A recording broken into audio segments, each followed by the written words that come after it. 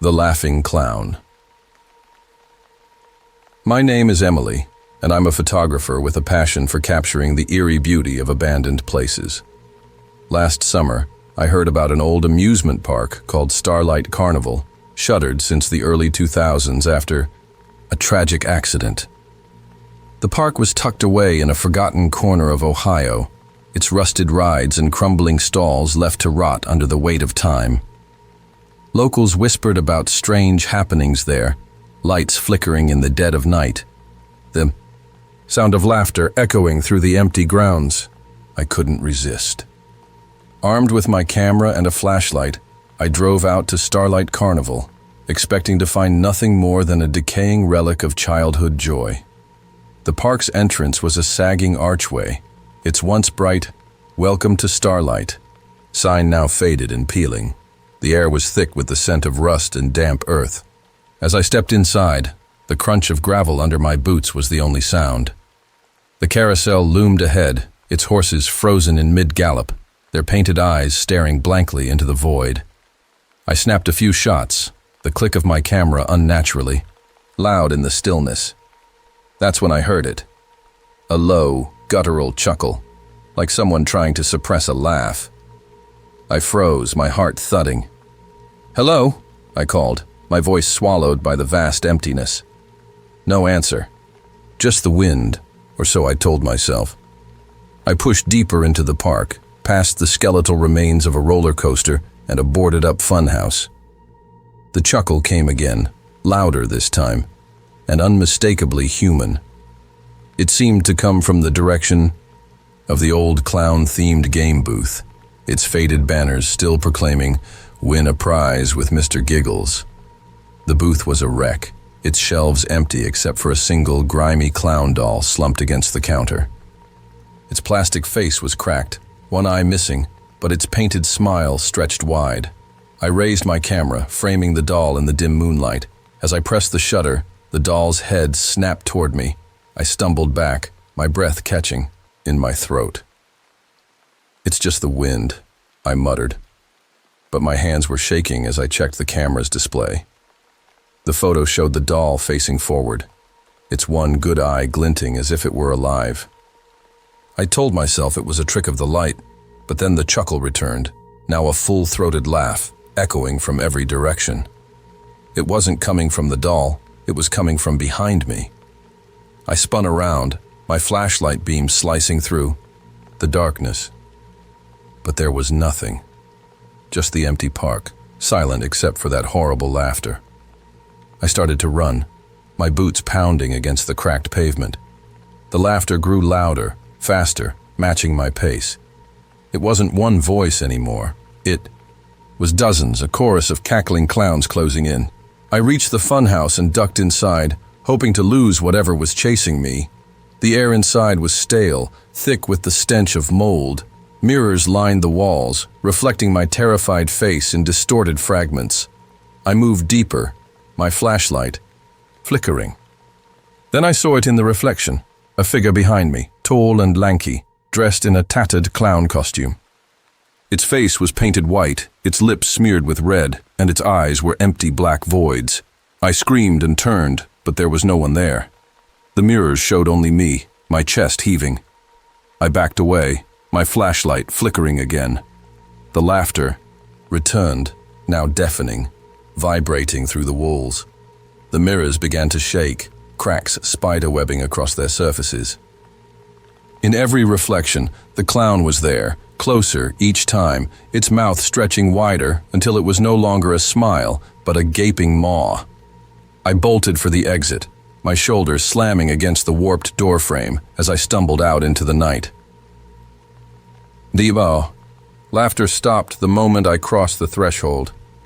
The park was silent again, the air heavy with an unnatural stillness. I didn't look back. I ran to my car, threw my gear in the back seat, and peeled out of the lot, my hands trembling on the wheel.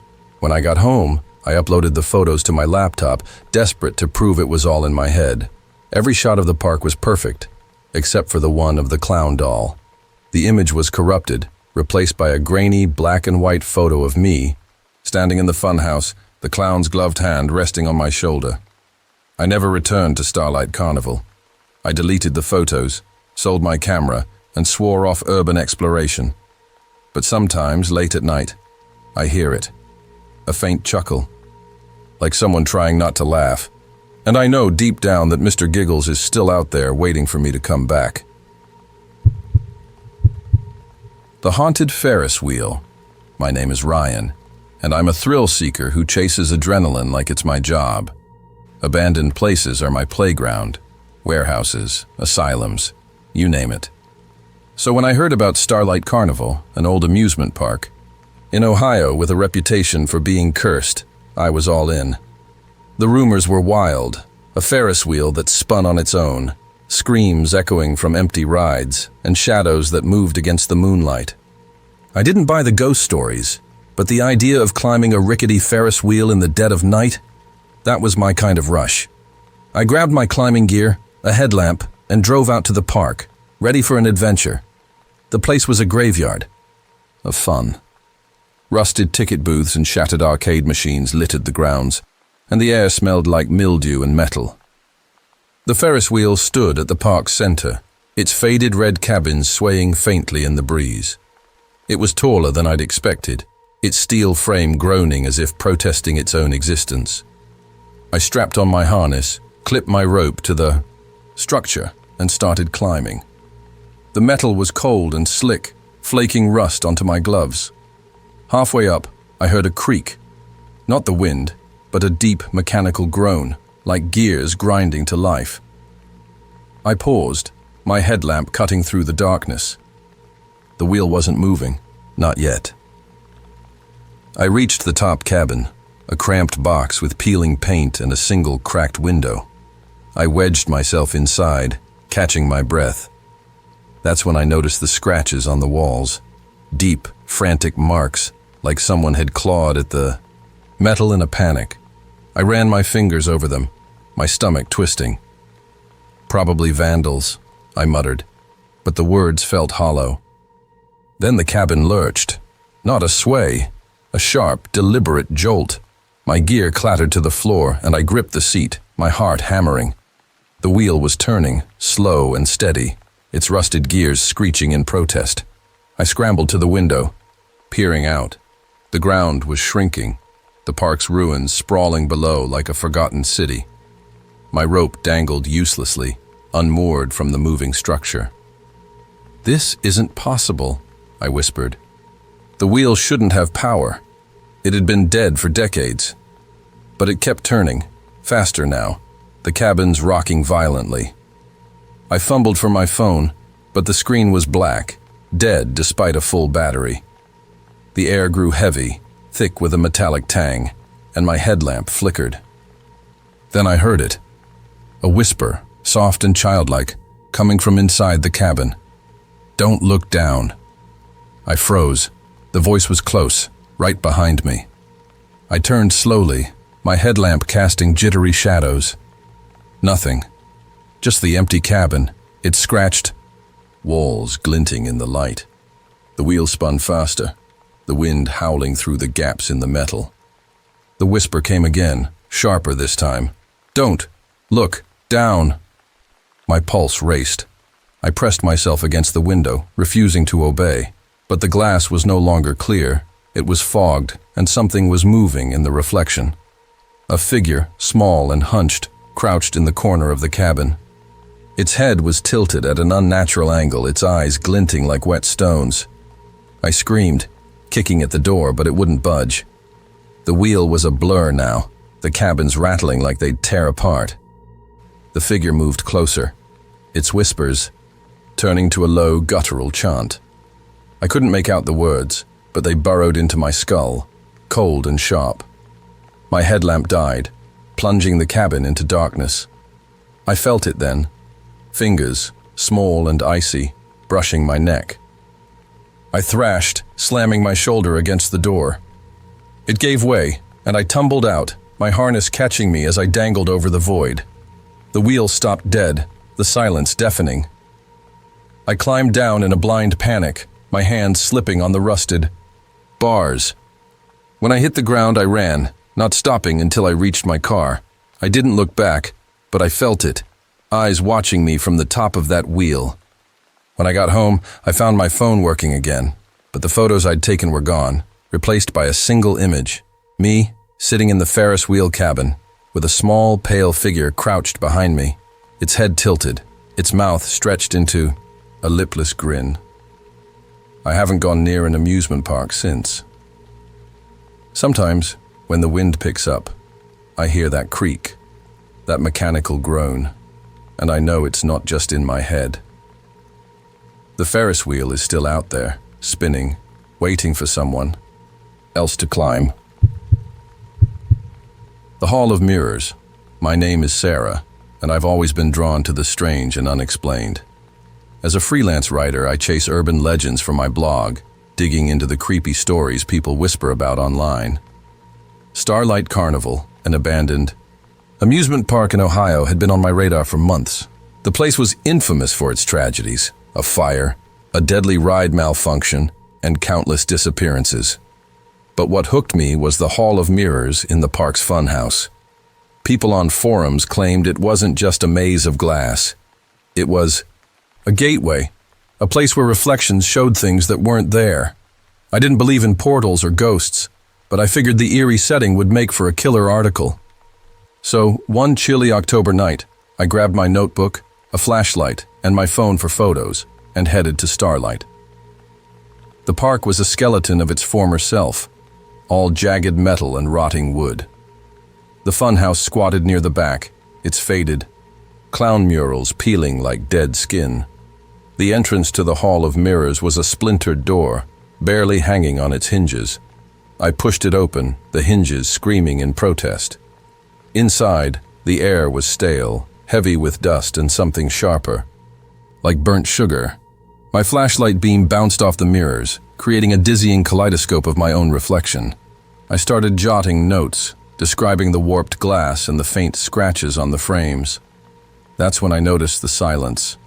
No crickets, no wind, just a suffocating stillness. I moved deeper into the maze, my reflections multiplying with every step. Some mirrors were cracked, others smeared with grime, but they all showed me, pale, wide-eyed, clutching my flashlight. Then, in one mirror, I saw something else, a flicker of movement behind my reflection, like a shadow passing through the glass. I spun around, my heart lurching, but the corridor was empty. "Get a grip, Sarah," I muttered, blaming my overactive imagination.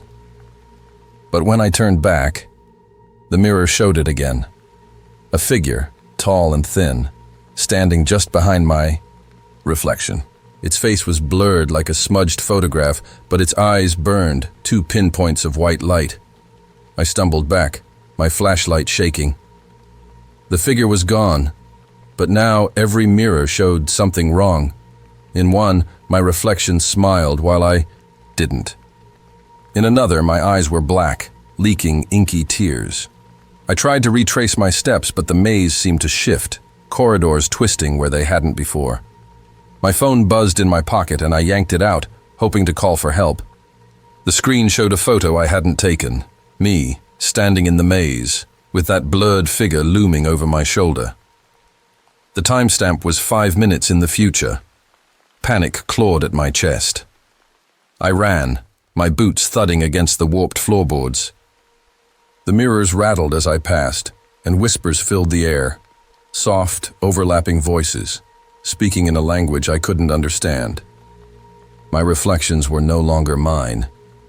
They moved independently, some reaching out as if to grab me, others clawing at the glass from the inside.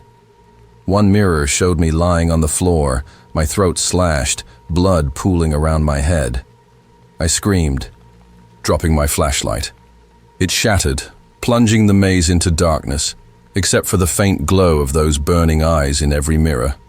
I don't know how long I ran. The corridors seemed endless, looping in impossible ways.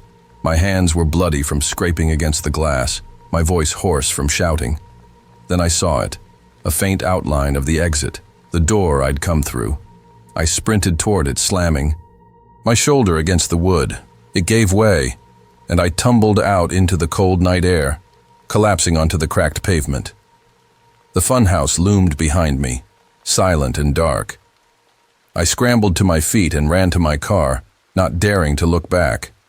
When I got home, I deleted my blog. I couldn't write about what happened. It felt like inviting that thing back. My phone was bricked, every photo and note gone. But sometimes when I pass a mirror, I catch a glimpse of those burning eyes in the corner of my reflection. I've moved 3 times since that night, but no matter where I go, reflective surfaces feel wrong. Last week I found a scratch on my bathroom mirror, a single jagged line that wasn't there before. And last night, I woke up to the sound of whispers, soft and insistent, coming from the glass. The ghostly carousel. My name is Ethan, and I'm a history buff with a knack for digging up forgotten stories. Old amusement parks fascinate me. Relics of joy turned to rust. When I stumbled across a forum post about Starlight Carnival, an abandoned park in Ohio with a dark past, I was hooked. The carousel was the main draw. A century-old ride with hand-carved animals, said to be cursed after a fire killed a worker in the 1990s. Locals claimed the carousel still turned at night, its music playing without power. I didn't believe in ghosts, but I wanted to see it for myself, maybe find some artifacts for my collection. So, one foggy November evening, I packed my flashlight, a crowbar, and my old Polaroid camera, and drove to the park. Starlight Carnival was a wasteland. Broken signs and twisted rides loomed under the gray sky, the air thick with the scent of damp wood and decay.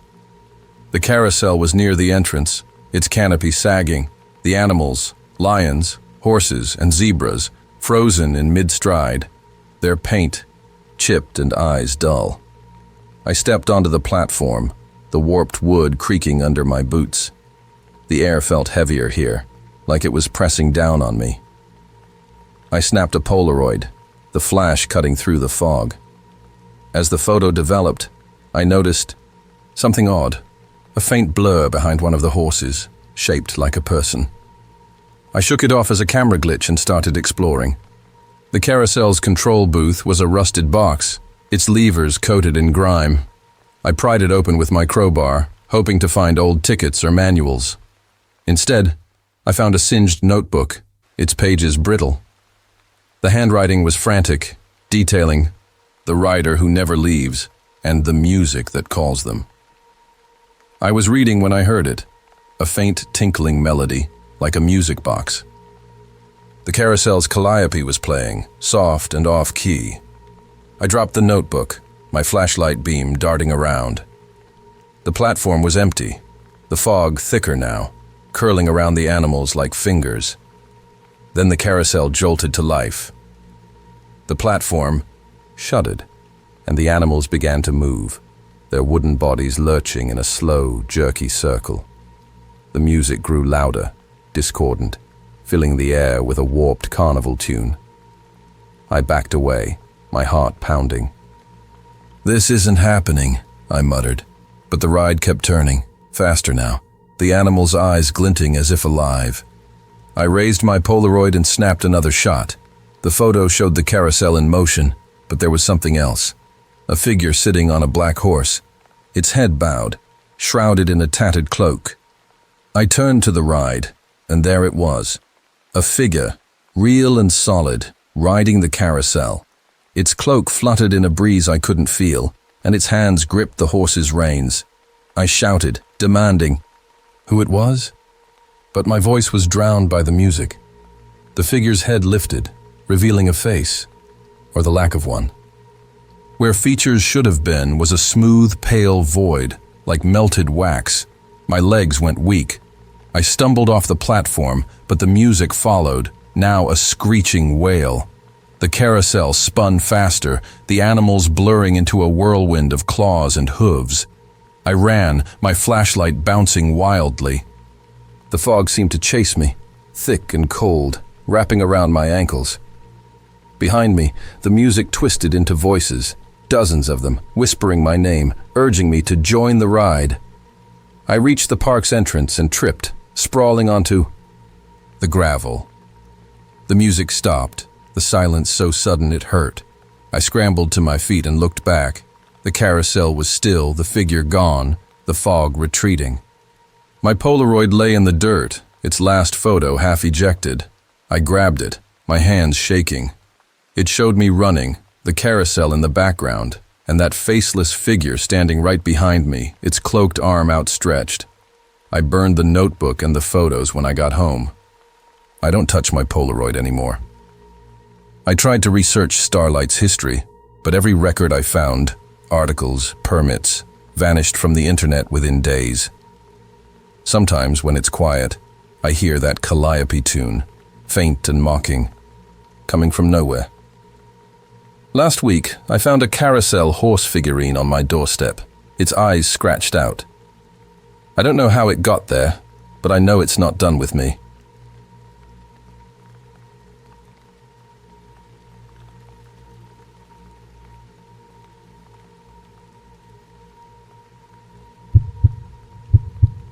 The Phantom Tilt-A-Whirl. My name is Mia, and I'm a college student studying folklore, always hunting for stories that blur the line between myth and reality. Starlight Carnival, an abandoned amusement park in Ohio, was a goldmine of local legends. The Tilt-A-Whirl, a spinning ride notorious for a freak accident that killed 3 people in 1998, was the one that intrigued me most. Online threads claimed riders still heard screams from the ride, even though it hadn't run in decades. I figured it was just small-town gossip, but I needed material for my thesis.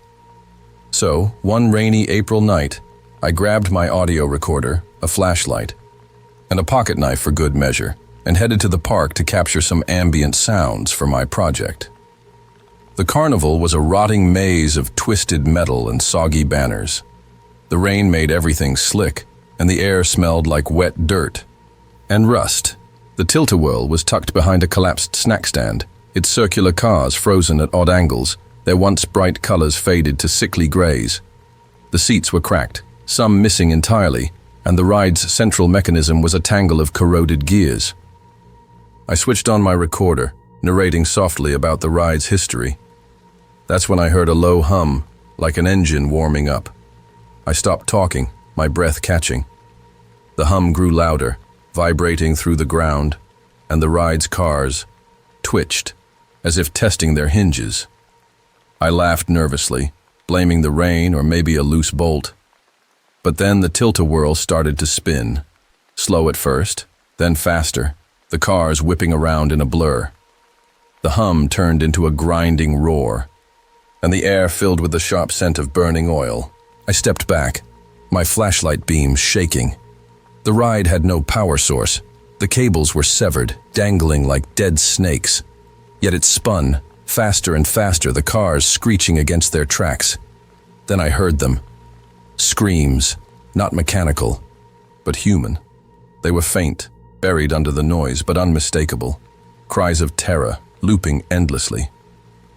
I fumbled with my recorder, my hands trembling as I checked the display. It was picking up the screams, clear as day, along with something else. Whispers, layered beneath the cries, saying, "Get in, Mia!" My name. My stomach dropped. I hadn't said my name out loud. I turned to run, but the ground felt wrong, like it was tilting under me. The rain stung my face and the screams grew louder, now joined by laughter, high-pitched, unhinged, coming from the ride. I glanced back and saw them. Shadows in the cars, not solid but flickering, like old film. Reels. 3 figures, their limbs jerking as the ride spun, their faces locked in silent screams. I tripped over a rusted rail, my flashlight skidding into a puddle. The beam caught one of the cars as it slowed, and I saw her, a woman, or what was left of her. Her skin was gray, her eyes sunken, her mouth stretched in a scream that never ended. She reached out, her fingers long and claw-like, and the ride lurched toward me, as if drawn to my presence. I scrambled to my feet, my recorder slipping from my hands. The whispers were everywhere now, chanting my name, urging me to join the spin. I ran, my lungs burning, the laughter chasing me through the park. When I reached my car, I locked the doors and floored it, the rain blurring my windshield. I didn't stop until I was back at my dorm. My recorder was gone, but when I checked my phone, I found an audio file I didn't remember saving. It was my voice, narrating, followed by the screams, the laughter, and those whispers, clearer now. "You can't leave, Mia. You're one of us." I deleted it, smashed my phone, and dropped my folklore class. I avoid amusement parks now, even the working ones. But sometimes when it rains, I hear that hum, that grinding roar, and I feel the ground tilt beneath me, pulling me back to the tilt-a-whirl. The cursed bumper cars. My name is Lucas, and I'm a mechanic with a side gig fixing up vintage arcade machines. I love the challenge of bringing old tech back to life, so when a buddy told me about Starlight Carnival, an abandoned amusement park in Ohio with a derelict bumper car arena, I was intrigued. The park had been shut down since the late 90s after a string of accidents, and the bumper cars were supposedly left untouched, their electronics fried in a mysterious power surge. I figured I could salvage some parts, maybe even restore a car from my garage. One freezing January night, I loaded my toolbox, a flashlight, and a portable generator into my truck and headed to the park. The place was a frozen ruin, the rides encased in frost, the air sharp with the smell of rust and pine. The bumper car arena was a squat, open-air structure near the park's edge, its roof half collapsed. The cars were scattered across the cracked floor, their once vibrant reds and blues dulled to ghostly shades. I set up my generator, its hum the only sound in the dead silence. The arena's overhead grid, the electrified mesh that powered the cars, was a tangle of corroded wires, but I noticed something odd. Faint burn marks, like something had sparked recently. I shrugged it off and got to work, prying open the hood of a car shaped like a retro hot rod. As I tinkered, I heard a faint buzz, like static from a bad radio. I checked my generator. It was fine, chugging along. The buzz grew louder, now mixed with a low rhythmic thump, like a heartbeat. Stood, wiping my hands, and scanned the arena. The cars were still, but the air felt charged, my skin prickling. Then one of the cars, a battered green one, jerked forward an inch. I froze, my flashlight beam locked on it. "Wind," I muttered, but there was no breeze, just that buzzing, pulsing sound. The green car moved again, scraping across the air, floor, and others followed, their wheels screeching as they shifted in unison, circling me. I grabbed my toolbox, ready to bolt, but the generator died, plunging the arena into darkness. My flashlight flickered, and the buzzing turned into voices, angry, overlapping shouts, like a crowd fighting. The cars revved, their engines roaring despite no power, and their headlights snapped on, blinding me. I stumbled back, tripping over a wrench. The cars surged forward, slamming into each other with bone-rattling force, their metal frames grinding. In the chaos, I saw them. Figures in the driver's seats, not solid but translucent, their faces twisted in rage.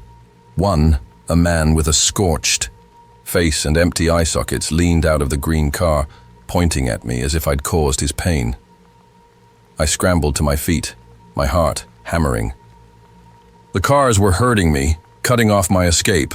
The voices screamed now, accusing me of breaking the rules, their words slicing through the air. I dove behind a car, crawling toward the arena's edge. The floor vibrated, the grid above, sparking with blue arcs of electricity. A car rammed the one I was hiding behind, nearly crushing my leg. I saw my chance, a gap in the chaos, and sprinted for the exit, the cars roaring after me. Their headlights cast my shadow on the wall, but it wasn't alone. Another shadow ran beside me, tall and jagged, its arms unnaturally long. I burst out of the arena, tumbling into the snow. The cars stopped at the edge, their engines dying, their headlights fading. The voices fell silent. I didn't wait to see if they'd follow. I left my tools, my generator, everything, and ran to my truck, my hands shaking as I fumbled with the keys. When I got home, I found burn marks on my jacket, shaped like fingerprints. My phone, which I'd used to take a quick video of the arena, had a single frame frozen on the screen. Me, crouched behind a car, with that scorched man standing over me, his eyeless face inches from mine. I don't touch old machines anymore. I sold my arcade projects and stick to modern cars. But sometimes, when I'm working late, I hear that buzz, that thump, and I feel the air charge, like something's waiting to spark again. Last night, I found a bumper car wheel bolt in my toolbox, rusted and cold. I never brought it home. The Whispering Teacups. My name is Chloe, and I'm a sound engineer with a hobby of recording ambient noises in abandoned places for my music projects. There's something hauntingly beautiful about the echoes of forgotten spaces. And Starlight, Carnival, an old amusement park in Ohio, was at the top of my list.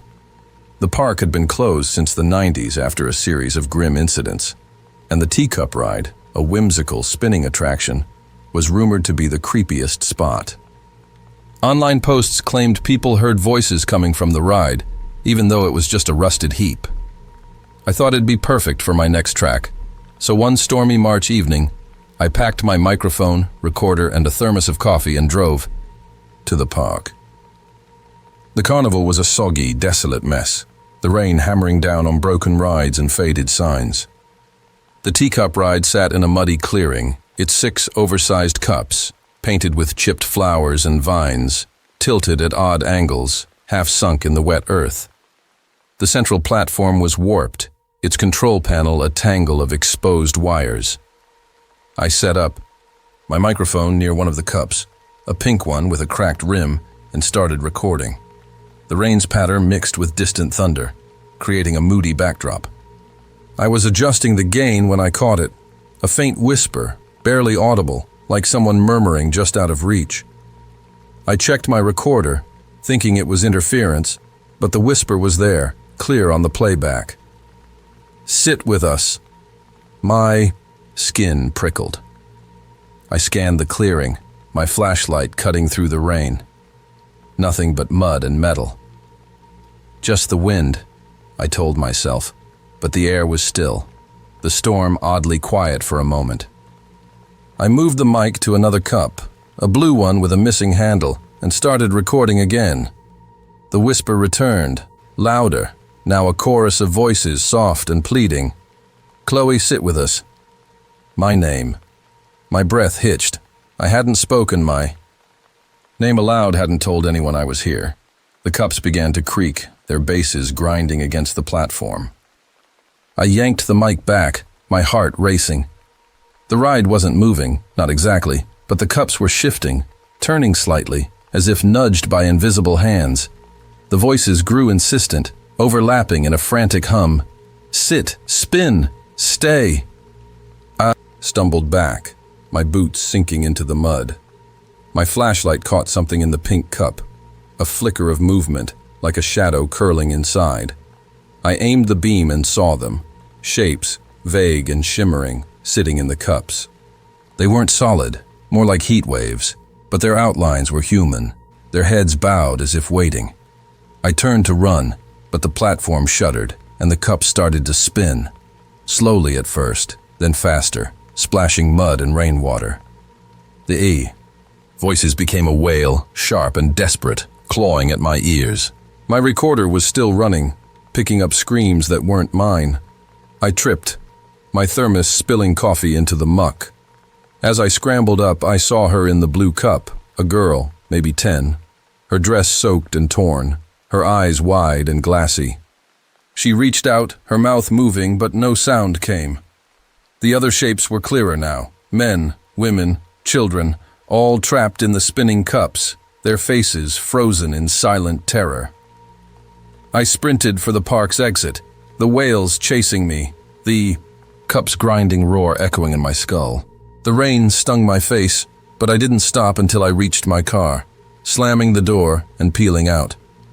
When I got home, I played back the recording, dreading what I'd hear. It was worse than I expected.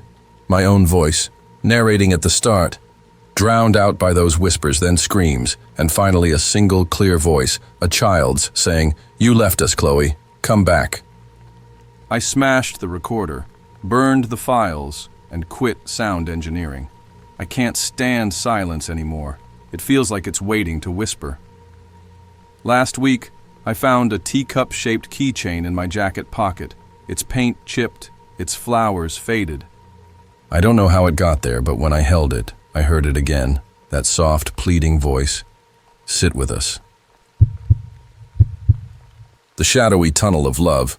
My name is Ava, and I'm a graphic designer with a love for sketching creepy, abandoned places. There's something about decay that inspires my art, and Starlight Carnival, a derelict amusement park in Ohio, was calling my name. I'd read about its tunnel of love, a cheesy boat ride from the 80s that shut down after a flood and a rumored murder. Forum posts claimed the tunnel's waterways still echoed with strange noises, like sobbing or splashing, even though the pumps had long rusted out. I didn't buy the ghost stories, but the idea of sketching a heart-shaped tunnel overgrown with moss was too good to pass up. So one humid June night, I packed my sketchbook, charcoal pencils, and a headlamp, and drove to the park. The carnival was a jungle of rust and vines, the air thick with the buzz of cicadas.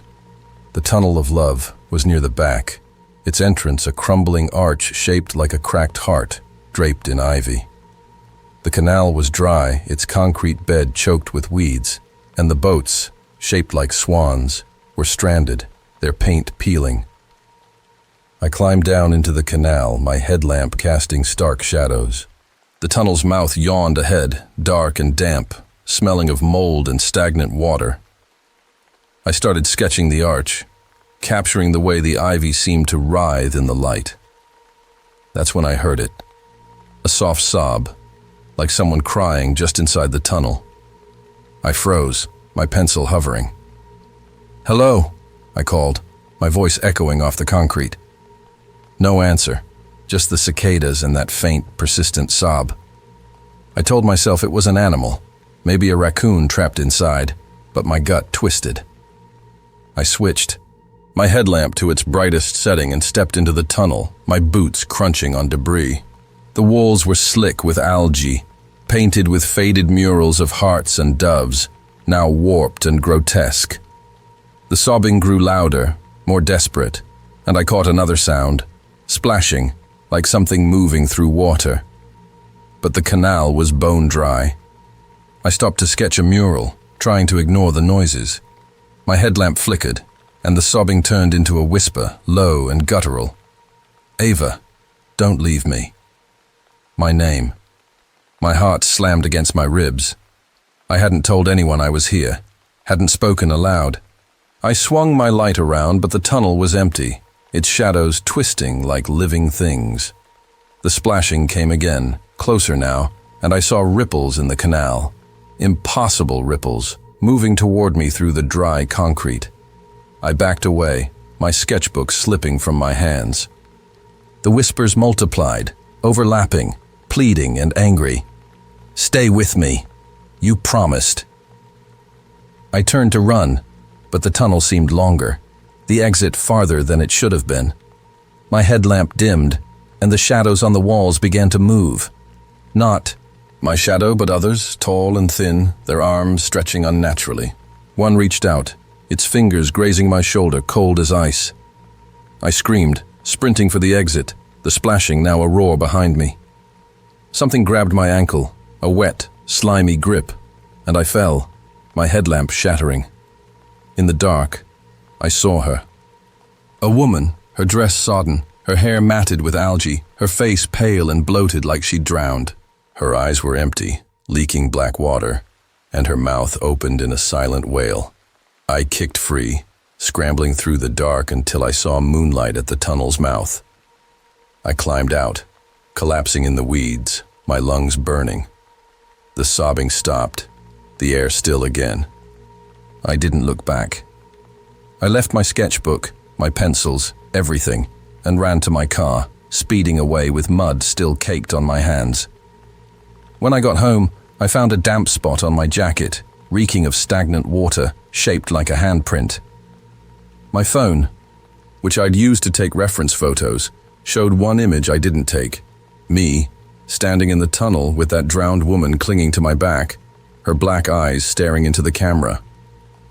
I don't sketch abandoned places anymore. I burned my old drawings, moved to a new city. But mirrors are the worst now. Sometimes in the corner of my reflection, I see wet hair or a pale hand. Last night, I woke to the sound of dripping water in my apartment, but the pipes were dry. And this morning I found a damp sketchbook page on my desk with a charcoal drawing of me drowning in a heart-shaped canal.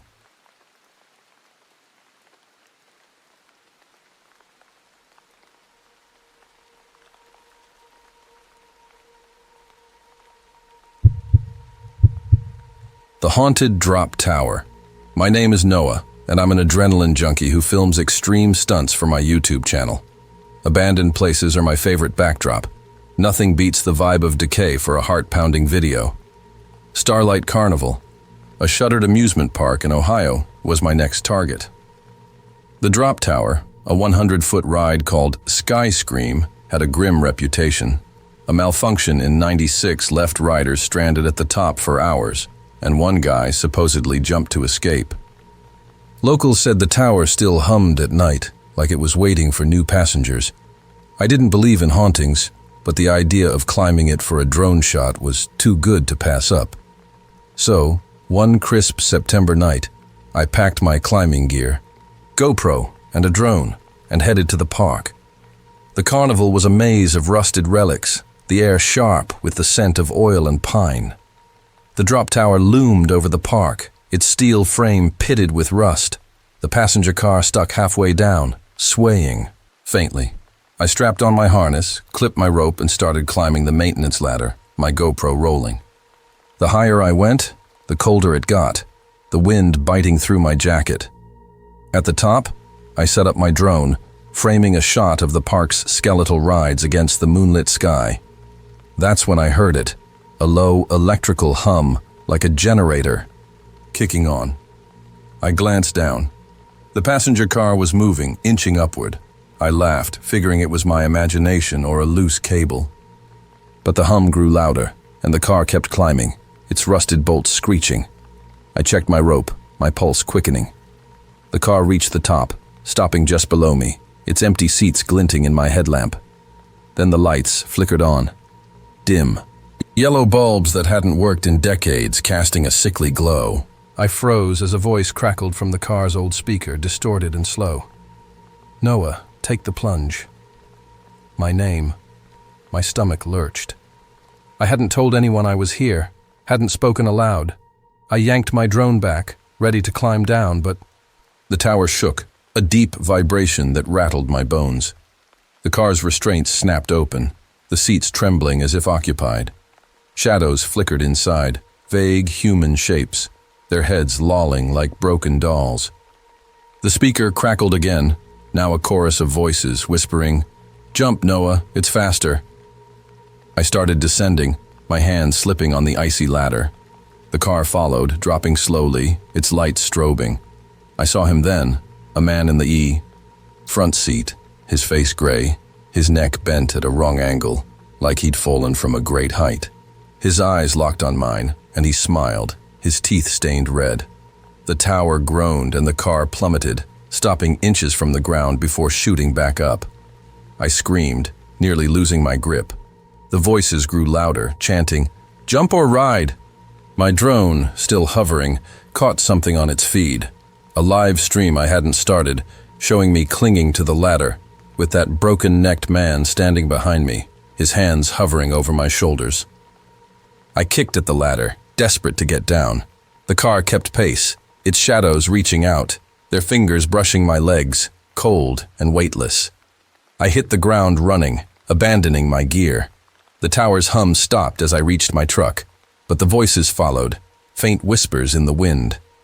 When I got home, my GoPro footage was corrupted, except for one clip. Me at the top, the car rising, and that man's face pressed against the lens, his smile splitting wider than a human mouth should. My channel's still up, but I haven't posted since. I can't climb anymore. Every ladder feels like it's shaking.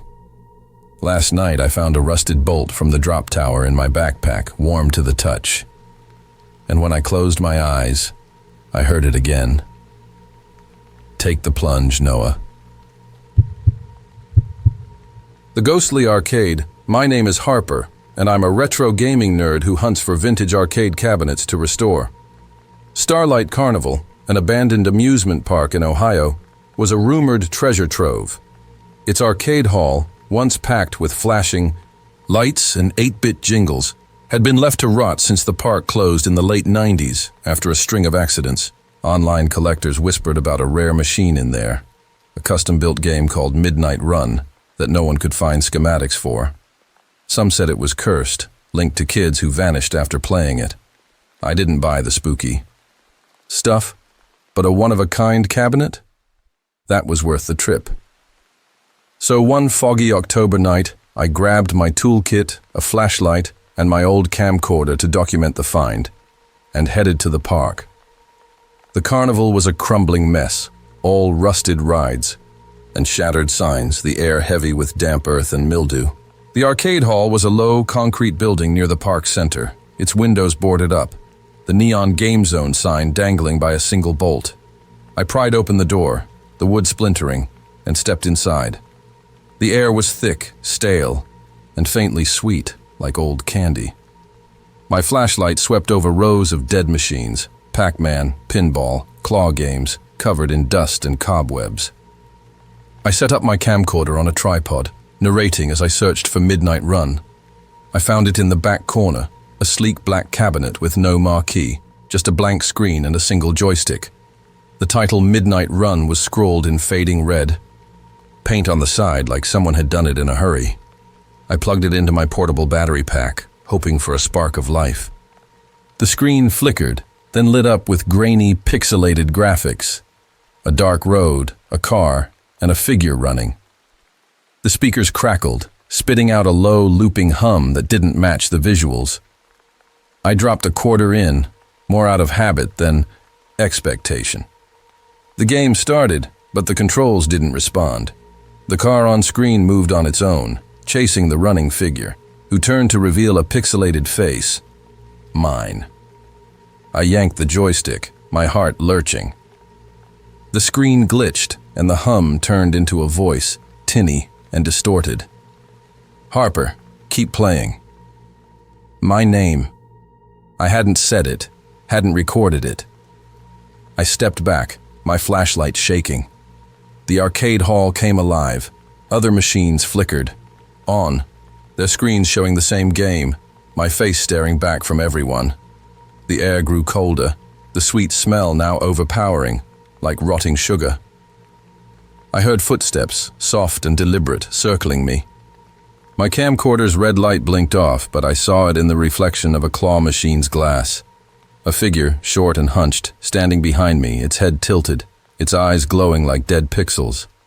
I grabbed my toolkit, ready to bolt, but the machines started playing themselves, their buttons clicking, joysticks jerking. The screens showed my pixelated self running, the car closing in, blood splattering as it hit. The voice from Midnight Run laughed, sharp and childlike, echoing from every speaker. You can't quit, Harper. I ran for the door, but it slammed shut, the lock jamming. The footsteps were louder now, multiple sets, coming from all directions. I turned, and they were there. Kids, 5 or 6, their clothes tattered, their faces pale, their eyes black and glinting like cracked screens. They moved closer, their mouths opening to reveal rows of jagged, pixelated teeth. I swung my toolkit, shattering a machine screen. The kids screamed, a digital screech that made my ears ring. The door clicked open, and I sprinted out, the laughter chasing me through the fog. I didn't stop until I reached my car, my hands trembling as I fumbled the keys. When I got home, my camcorder tape was blank, but my battery pack was drained, and the quarter I'd used was back in my pocket, warm and sticky with something red. I sold my arcade collection, deleted my restoration vlogs, but sometimes When I pass a dark screen, my TV, my phone, I see it. That pixelated car, still chasing me down a road that never ends. Last night, I found a joystick button in my toolbox, black and worn, with Midnight Run scratched into it. I didn't bring it home. The Phantom roller coaster, my name is Liam, and I'm a drone enthusiast who captures aerial footage of forgotten places for my small online following. Starlight Carnival, an abandoned amusement park in Ohio, was my latest obsession. Its roller coaster, the Starlight Serpent, was a beast, twisting steel tracks that hadn't run since a derailment in '94 killed 2 riders. Forums buzzed with stories of screams echoing from the tracks at midnight, and some swore they saw the coaster cars move on their own.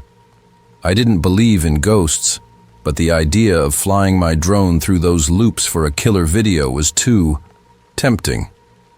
So one windy November night, I packed my drone, a flashlight, and a spare battery, and drove to the park. The carnival was a frozen graveyard, its rides cloaked in frost, the air sharp with the smell of rust and wet leaves. The Starlight Serpent towered over the park, its tracks curling like a sleeping dragon, the cars dangling precariously at the top of the first drop. I launched my drone, its hum cutting through the silence, and guided it along the tracks, the live feed on my controller showing every rusted bolt and peeling paint.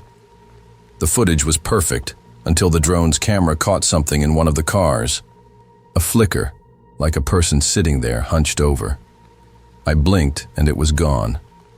I rewound the feed, my fingers cold on the controls. The frame showed a figure, vague, translucent, with long hair trailing in the wind. Just a glitch, I muttered, but my stomach knotted. I flew the drone closer, hovering near the cars. That's when I heard it, a low metallic groan, like the tracks were waking up. The cars shuddered, inching forward, then stopped. My drone's feed glitched, the screen flickering with static. When it cleared, the figure was back, now facing the camera, its face a blur except for 2 hollow, glowing eyes. The controller vibrated and a voice hissed through the drone speaker. "Liam, ride with me." My name. My breath caught. I hadn't said it, hadn't streamed this live. I yanked the drone back, but the car started moving. Slowly at first, then faster, rattling down the tracks with a deafening screech. The drone's feed showed the figure in every car now, its glowing eyes locked on the camera, its mouth stretching into a scream. The wind picked up, howling through the loops, and the tracks shook, bolts popping loose. I tried to land the drone, but it wouldn't respond, spiraling toward the coaster as if pulled. The feed cut to black, but I heard it through the controller. A woman's voice, sobbing, "You can't leave me here." I dropped the controller and ran, my flashlight bouncing wildly. The coaster's roar followed, the cars looping impossibly. Fast, their shadows flashing across the ground. I tripped over a rusted rail, my knee slamming into the dirt. When I looked up, the coaster was still, the cars back at the top, silent. My drone was gone, but the controller lay nearby, its screen cracked.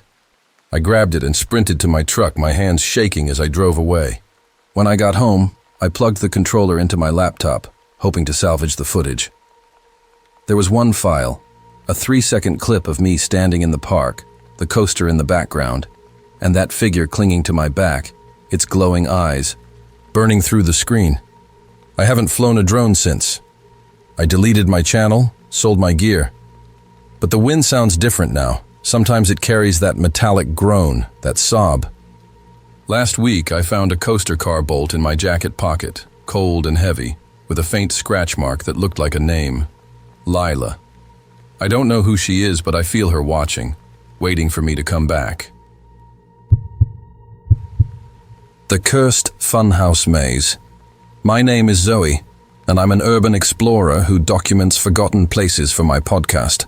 I love the thrill of creeping through ruins, capturing the stories they hold. Starlight Carnival, an abandoned amusement park in Ohio, was a must-visit. Its funhouse maze, a sprawling labyrinth of mirrors and trapdoors, was infamous for a 1987 incident where a group of teens got lost inside for days, emerging with wild tales of moving walls and voices. Locals swore the maze still played tricks at night. I wasn't sold on the supernatural, but a spooky episode recorded in a creepy funhouse? Perfect content. So, one snowy February night, I packed my mic, a flashlight, and a thermal camera, and headed to the park. The carnival was a frozen wasteland, its rides buried under snow, the air biting with the scent of damp wood and metal. The funhouse was a hulking structure, its clown-themed facade peeling, the entrance a yawning mouth framed by jagged teeth. I stepped inside, my boots echoing on the warped floorboards. The maze was a chaos of narrow corridors, some lined with cracked mirrors, others with faded murals of circus freaks. I started recording, narrating the maze's history, my voice steady despite the creeping chill. The thermal camera showed nothing but cold blues, until a faint red blur flickered across the screen, shaped like a person moving fast. I stopped, my mic picking up my quickening breath. "Just a glitch," I whispered, but the air felt heavier, like it was watching me. I moved deeper, the corridors twisting in ways that didn't make sense. Left turns looping back to the same mural, a grinning ringmaster with eyes scratched out. Then I heard it, a giggle, high and sharp, like a child playing a game. It came from behind a mirror. I swung my flashlight, catching my own reflection, pale and wide-eyed. The giggle came again, now from above, then below, echoing through the walls. My thermal camera beeped, the screen blazing red, a heat signature, human-shaped, standing right behind me. I spun, but the corridor was empty. The mic caught it then, a whisper, clear and deliberate. "Zoe, hide and seek." My name. My blood ran cold. I hadn't said my name on the recording, hadn't told anyone I was here. The mirrors began to rattle, their reflections warping. In one I saw myself, but my eyes were wrong, black, hollow, leaking shadows. In another, a child stood beside me, her dress tattered, her face half melted, one hand reaching through the glass. I ran, the maze, shifting around me. Doors slammed shut, trapdoors creaked open underfoot, and the giggles turned to shrieks, a dozen voices screaming, "Find me, Zoe!" My flashlight flickered, the beam catching glimpses of her, the child, darting through the corridors, her shadow stretching impossibly long. The thermal camera was useless now. Its screen stuck on that red silhouette, now with claw-like hands. I tripped over a loose board, my mic skidding across the floor. As I grabbed it, I saw her in the flesh, crouching at the end of the corridor, her head tilted, her melted face splitting into a grin. I don't know how I found the exit. The maze seemed to let me go, the shrieks fading as I stumbled into the snow. My flashlight was dead, my thermal camera fried, but the mic had recorded everything. My narration, the giggles, the screams, and that final whisper, "You'll come back to play." I didn't. I scrapped the podcast, burned the files, and moved across the state. But mirrors are my enemy now. Sometimes, in the corner of my reflection, I see her, that half-melted child, giggling softly. Last night, I found a circus ticket in my coat pocket, stamped with Starlight Funhouse, and a smudged, childlike drawing of my face.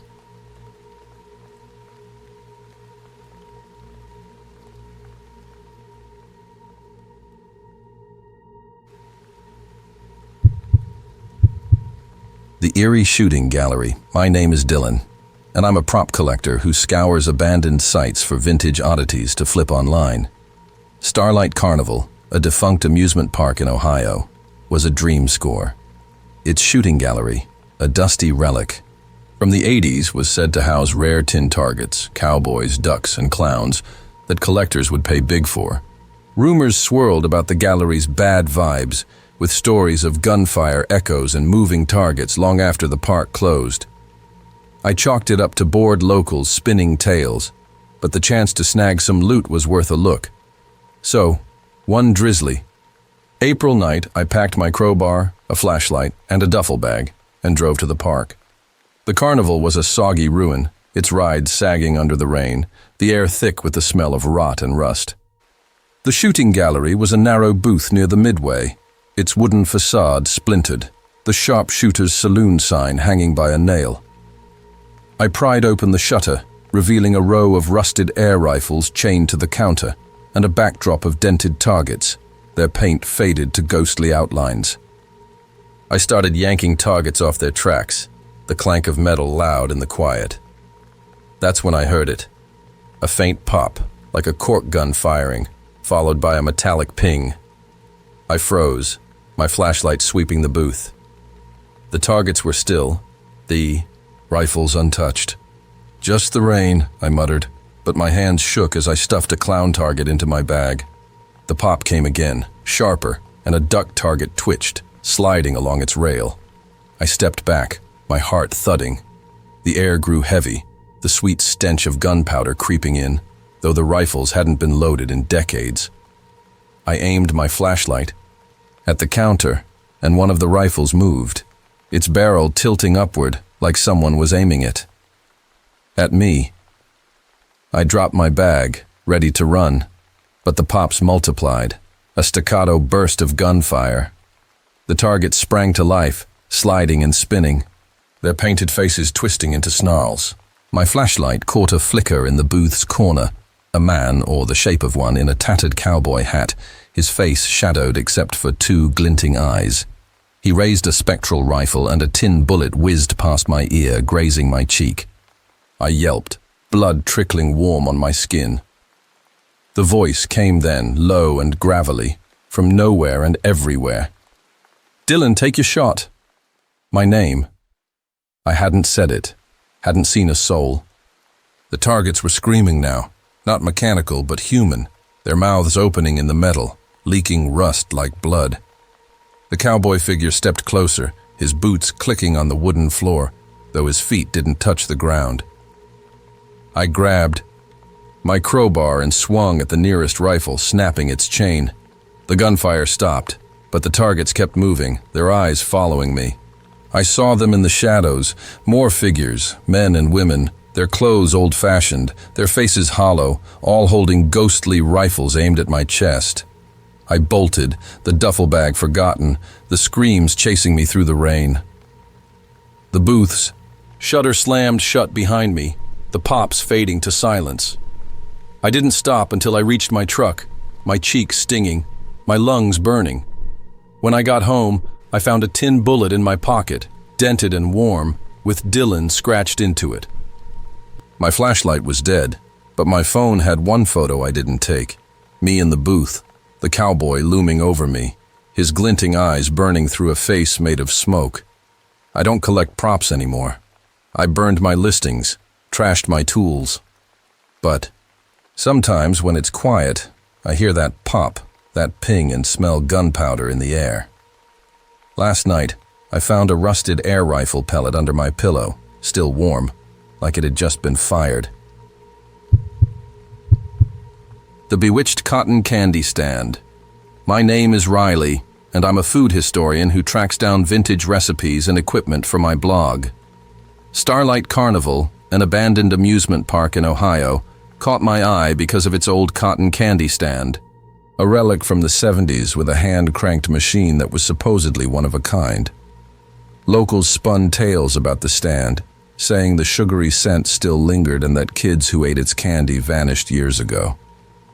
I didn't buy the ghost stories, probably, just bad wiring and urban legend, but a rare machine like that could be a museum piece.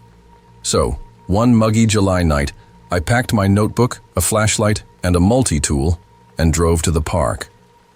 The carnival was a humid, overgrown wreck, the air buzzing with mosquitoes and thick with the smell of wet grass.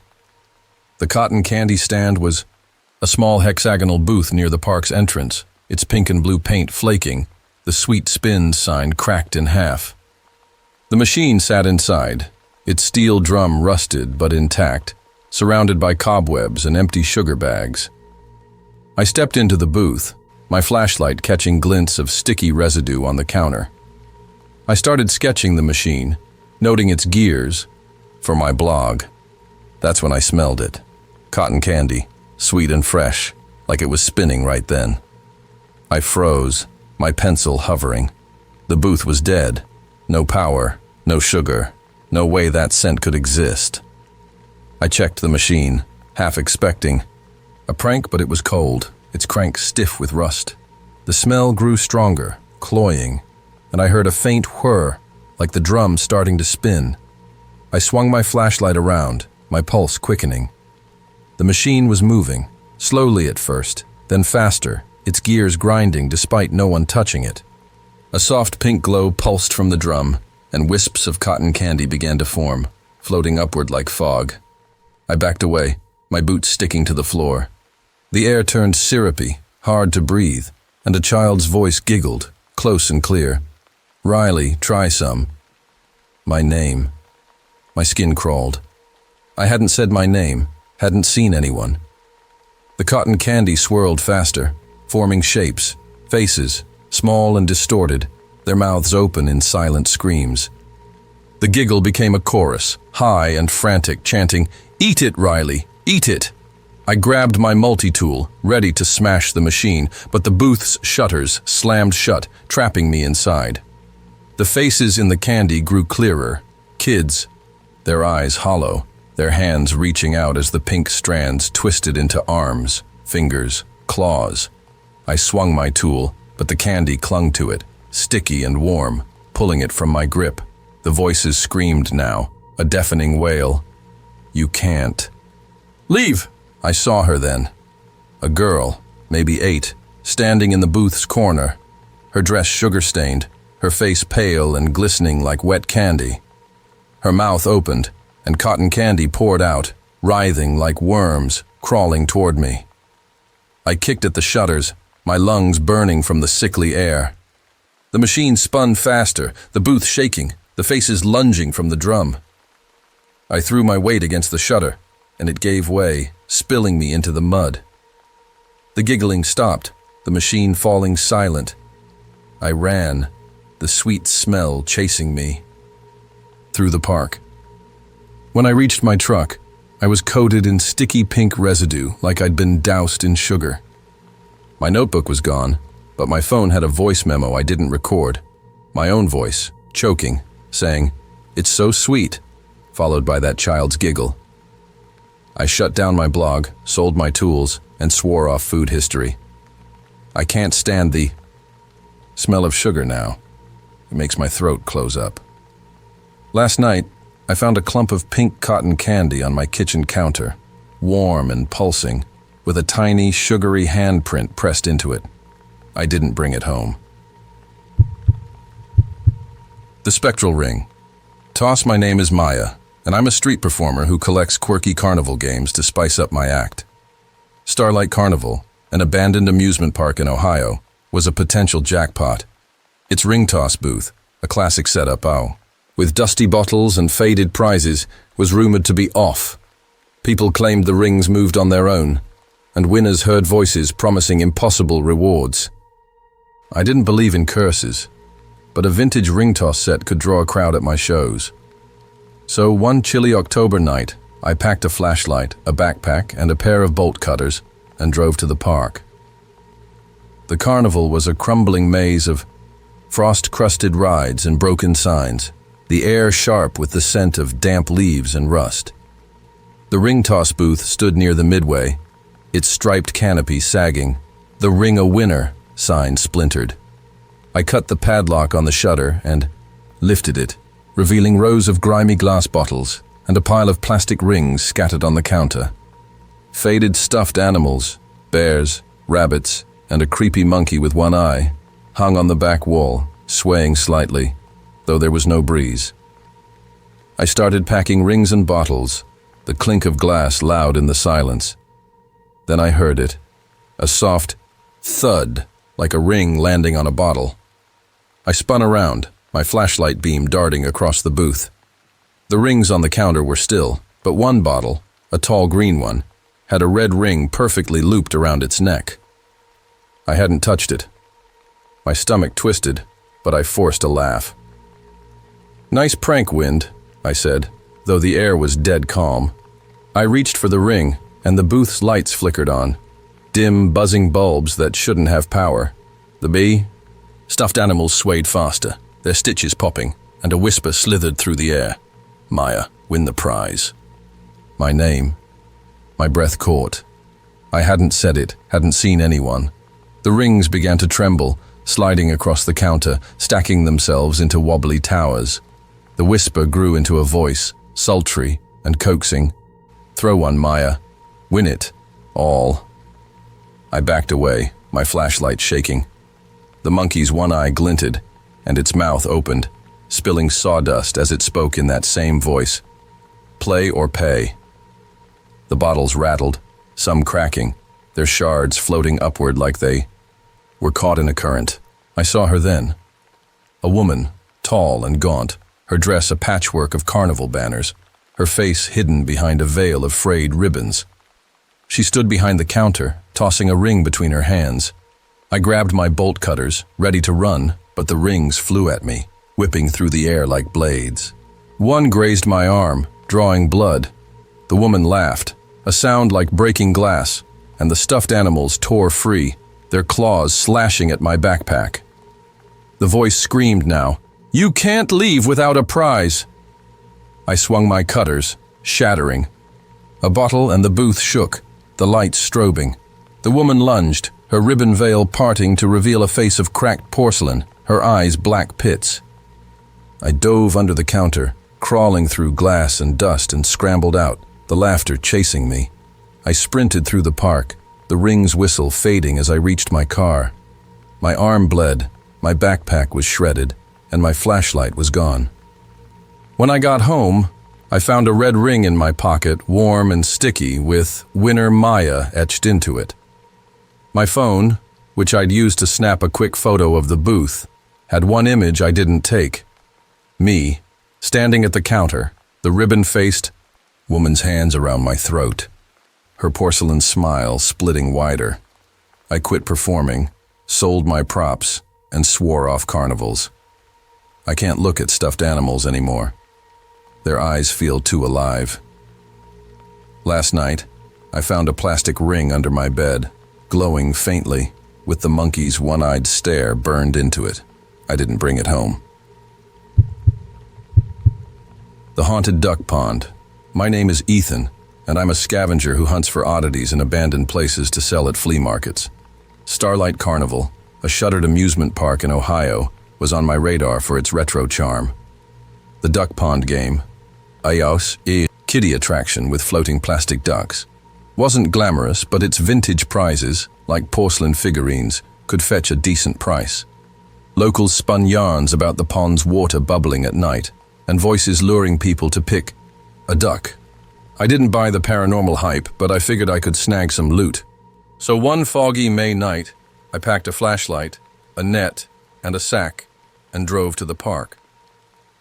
The carnival was a damp, eerie sprawl, its rides cloaked in mist, the air heavy with the scent of mold and wet canvas. The duck pond booth was a small, open stall near the kiddie section, its shallow pool stagnant, the plastic ducks bobbing in murky water despite no current. The booth's sign, "Lucky Duck Dip," was faded, and a shelf held cracked figurines, angels, dogs, and a creepy cherub with a chipped face. I started netting ducks, their slimy surfaces slipping in my hands. The water smelled wrong, like rotting flowers, and it rippled faintly, as if something stirred below. I was bagging a figurine when I heard a splash, sharp and deliberate, like a stone hitting the water. I swung my flashlight, expecting a frog or a rat, but the pond was still, the ducks frozen in place. Then it came again, a splash, followed by a soft sing-song voice. "Ethan, pick a lucky one." My name. My spine went cold. I hadn't spoken my name, hadn't seen a soul. The water bubbled, slow at first, then violently, sending ducks spinning. I stepped back, my net trembling.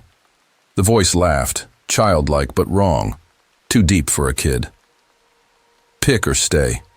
The figurines on the shelf began to shake, their painted eyes glinting in my flashlight's beam. The cherub's head turned, slowly, impossibly facing me, its chipped mouth curling into a smile.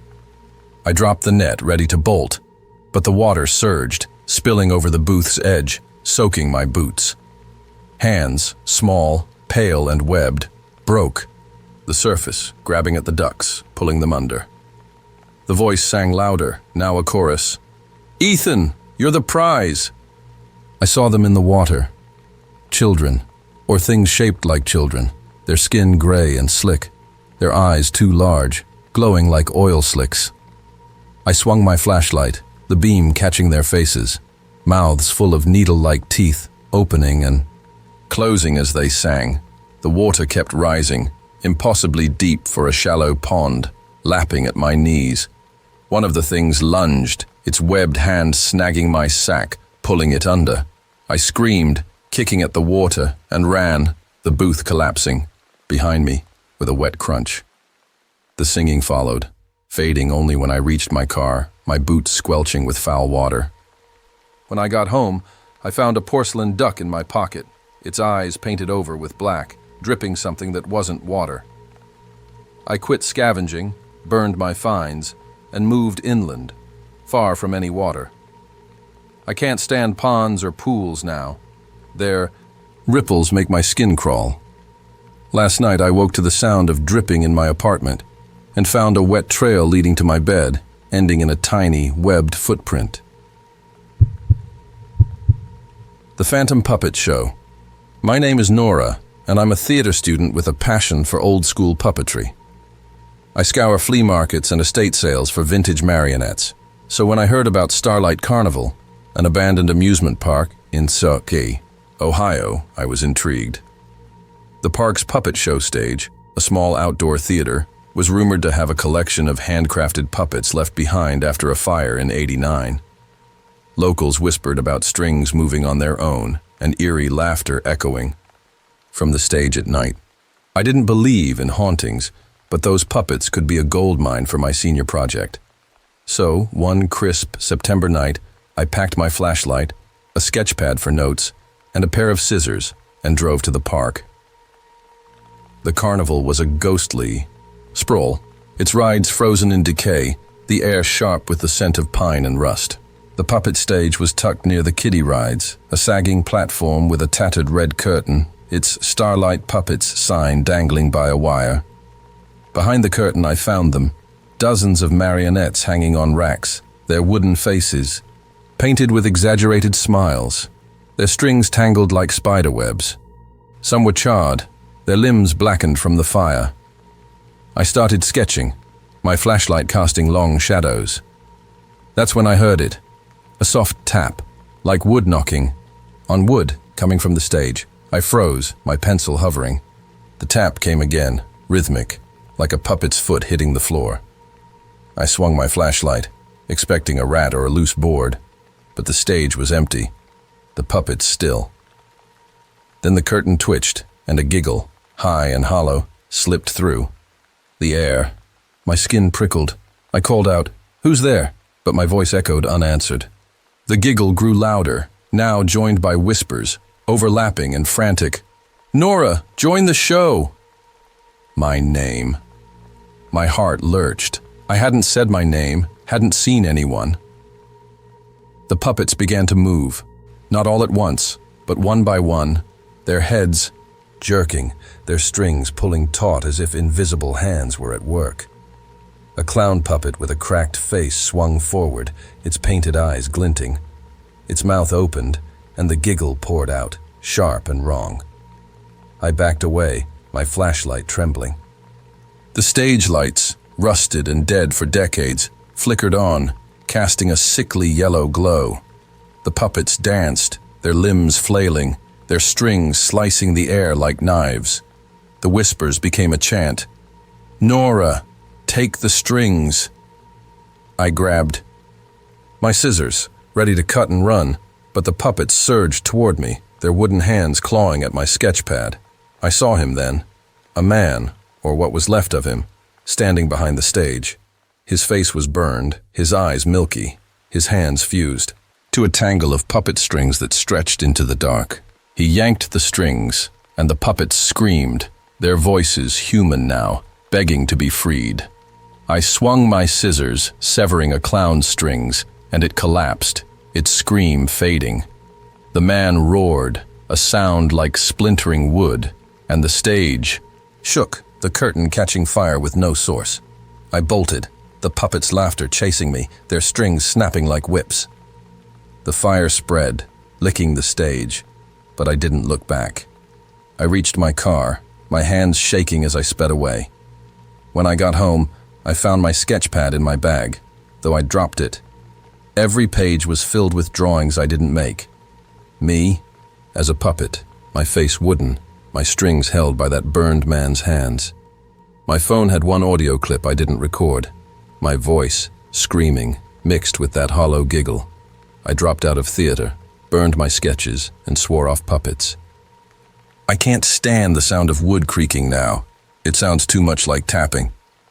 Last night, I found a puppet string tied around my doorknob, charred and warm, with a tiny wooden hand dangling from it.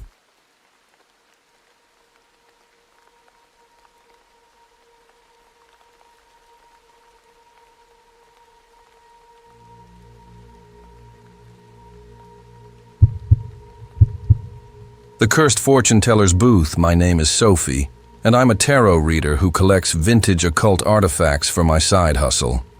Starlight Carnival, an abandoned amusement park in Ohio, was a hot tip from a fellow collector. Its fortune teller's booth, a gaudy relic from the 70s with a mechanical Madame Zora animatronic, was said to hold rare crystal balls and tarot decks. Locals claimed the booth still lit up at night, spitting out cryptic predictions for no one. I didn't buy the ghost stories, probably just faulty wiring, but those artifacts could be worth a fortune. So one rainy August night, I packed my flashlight, a lockpick kit, and a canvas bag, and drove to the park. The carnival was a sodden mess, its rides slick with rain, the air heavy with the scent of mud and decay. The fortune teller's booth was a small octagonal structure near the park's edge, its purple paint peeling, the Madame Zora's mystical visions sign cracked. I picked the lock and slipped inside, the door creaking shut behind me. The booth was cramped, smelling of mildew and wax. Madame Zora sat in a glass case, her plastic face frozen in a smirk, her mechanical hands poised over a crystal ball that glowed faintly, though the booth had no power.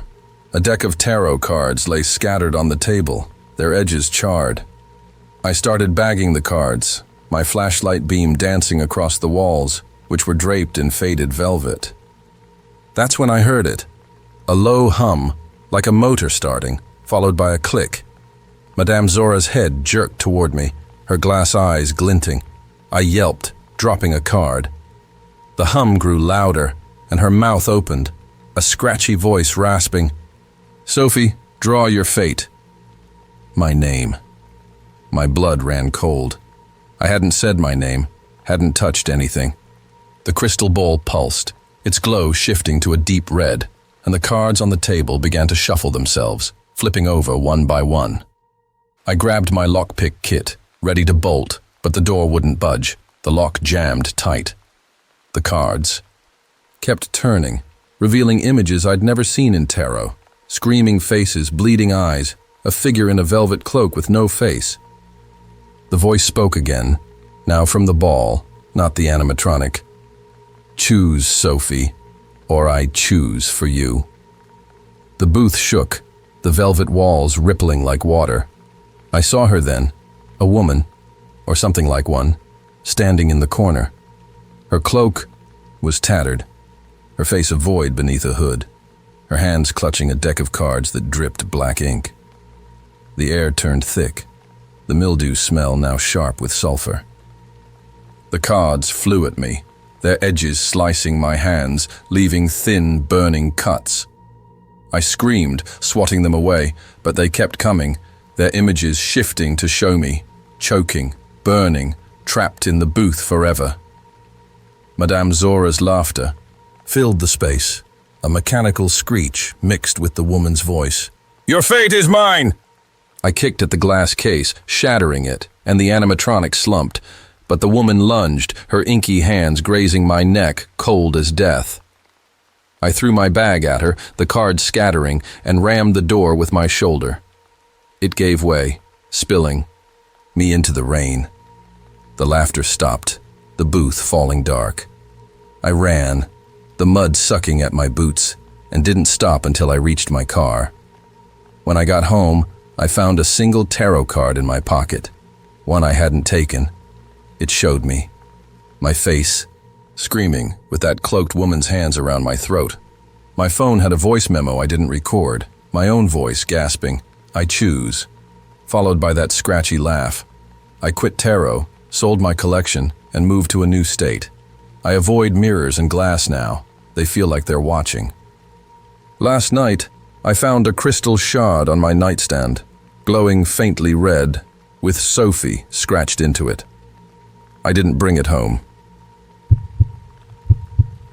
The ghostly kiddie train, my name is Caleb, and I'm a model train enthusiast who restores vintage miniatures for hobby shops. Starlight Carnival, an abandoned amusement park in Ohio, was a rumored gem for collectors like me. Its kiddie train ride, a small looping track with a cartoonish locomotive, was said to have custom cars from the 60s, left to rust after the park's closure. Locals spun tales of the train whistling at night and moving without power, but I figured that was just small-town nonsense. A few intact cars could be a big score, so one foggy April night, I packed my flashlight, a wrench set, and a tarp to haul parts and drove to the park. The carnival was a misty, decaying sprawl, its rides shrouded in fog, the air thick with the scent of damp earth and oil. The kiddie train sat in a quiet corner, its track overgrown with weeds, the locomotive, a smiling red-painted engine, tilted off its rails. The cars, shaped like animals, were faded but intact. A lion, a giraffe, a bear. I started unbolting. The lion car, the wrench's clank echoing in the stillness. That's when I heard it, a faint whistle, high and cheerful, like a train pulling into a station. I froze, my flashlight sweeping the tracks. The fog was too thick to see far, but the whistle came again, closer, followed by the chug of an engine. I laughed nervously, blaming the wind, but the air was still. The chugging grew louder, and the tracks vibrated under my boots. I stepped back, my wrench slipping from my hand. The locomotive's headlight flickered on, a dim yellow glow cutting through the fog. It was moving, slowly, impossibly, its wheels grinding against the rusted rails.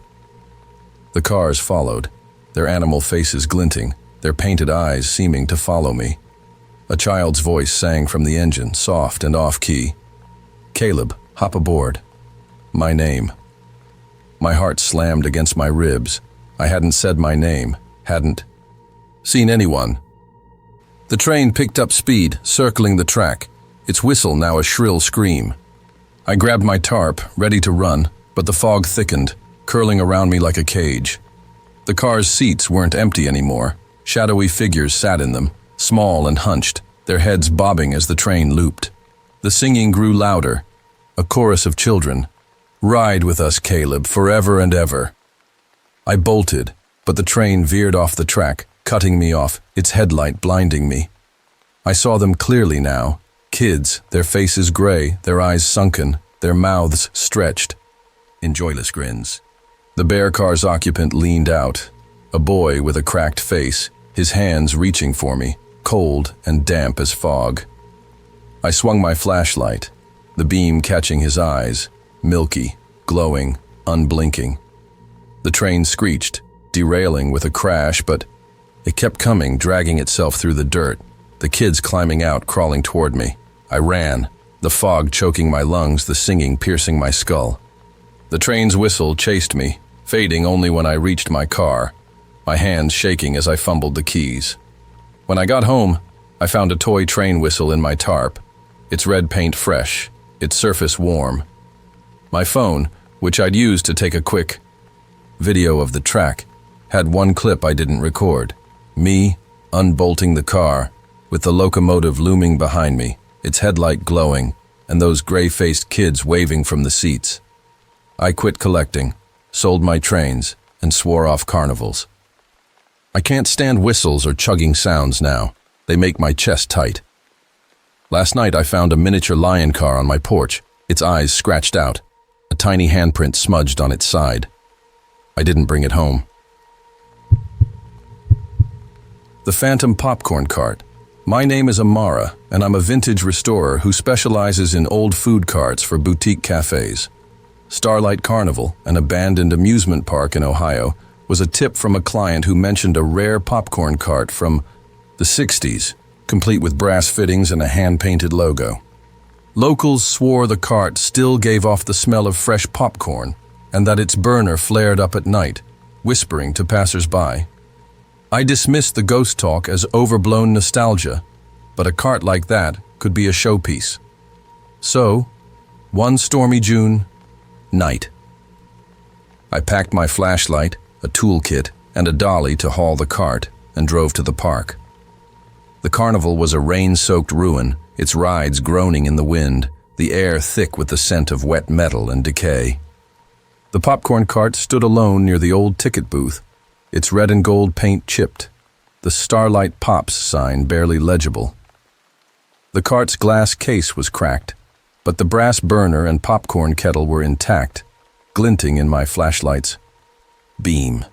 I started inspecting the fittings, the rain drumming on the cart's canopy. That's when I smelled it. Hot, buttery popcorn, unmistakable and fresh, like someone had just popped a batch. I froze, my wrench hovering. The cart was rusted, its fuel tank long empty, yet the smell grew stronger, curling into my lungs. I checked the burner, half expecting a gas leak, but it was cold, the kettle dry. Then I heard a hiss, like oil sizzling, and the burner flared to life, a blue flame licking the kettle's base. My heart skipped. I hadn't touched anything. The E-high. Flame cast shadows, and the glass case reflected something. A flicker of movement, like a figure leaning over the cart. I swung my flashlight, but the booth was empty, the rain hissing on the ground. The kettle began to rattle, popcorn kernels popping inside, though it was impossible. No corn, no heat source. A voice whispered, soft and greasy, like it was coated in butter. Amara, have a taste. My name. My skin crawled. I hadn't said my name, hadn't seen a soul. The popcorn spilled over the kettle's edge, piling unnaturally high, forming shapes, hands, faces, eyes staring from the kernels. The voice laughed, now a chorus. Eat, Amara, join the feast. I grabbed my toolkit, ready to run, but the cart's wheels locked, the dolly skidding in the mud.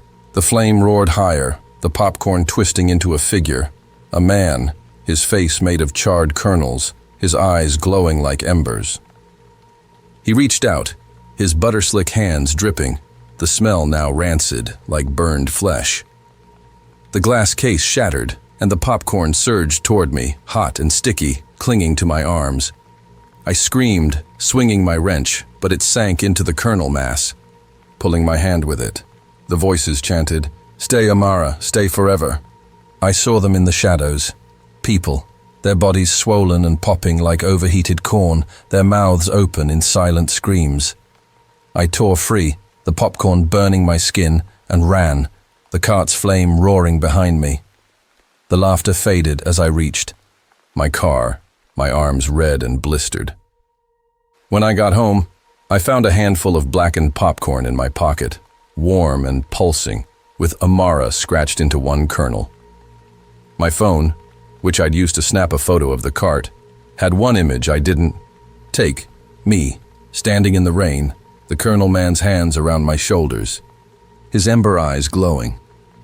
I quit restoring, trashed my tools, and swore off food carts. I can't stand the smell of popcorn now. It makes my skin burn. Last night I found a brass fitting from the cart on my kitchen table, slick with butter, a faint hiss coming from it. I didn't bring it home. The sinister skee-ball alley. My name is Jordan, and I'm a thrift shop owner who hunts for retro arcade games to refurbish and sell. Starlight Carnival, an abandoned amusement park in Ohio, was a rumored hotspot for vintage finds.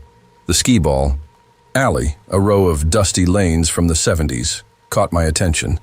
Its wooden ramps and neon scoreboards were collector's gold. Locals spun tales of balls rolling on their own and scores ticking up without players, but I figured it was just old wiring sparking rumors. A working skee-ball machine could boost my shop's rep, so one foggy March night, I packed my flashlight, a socket wrench, and a cart to haul parts, and drove to the park. The carnival was a misty wreck, its rides cloaked in damp haze, the air sharp with the scent of mildew and pine. The skee-ball alley was a long open shed near the midway, its Roll for Glory sign dangling, the lanes warped and littered with leaves. The machines were intact, their ramps scuffed, the scoreboards dark.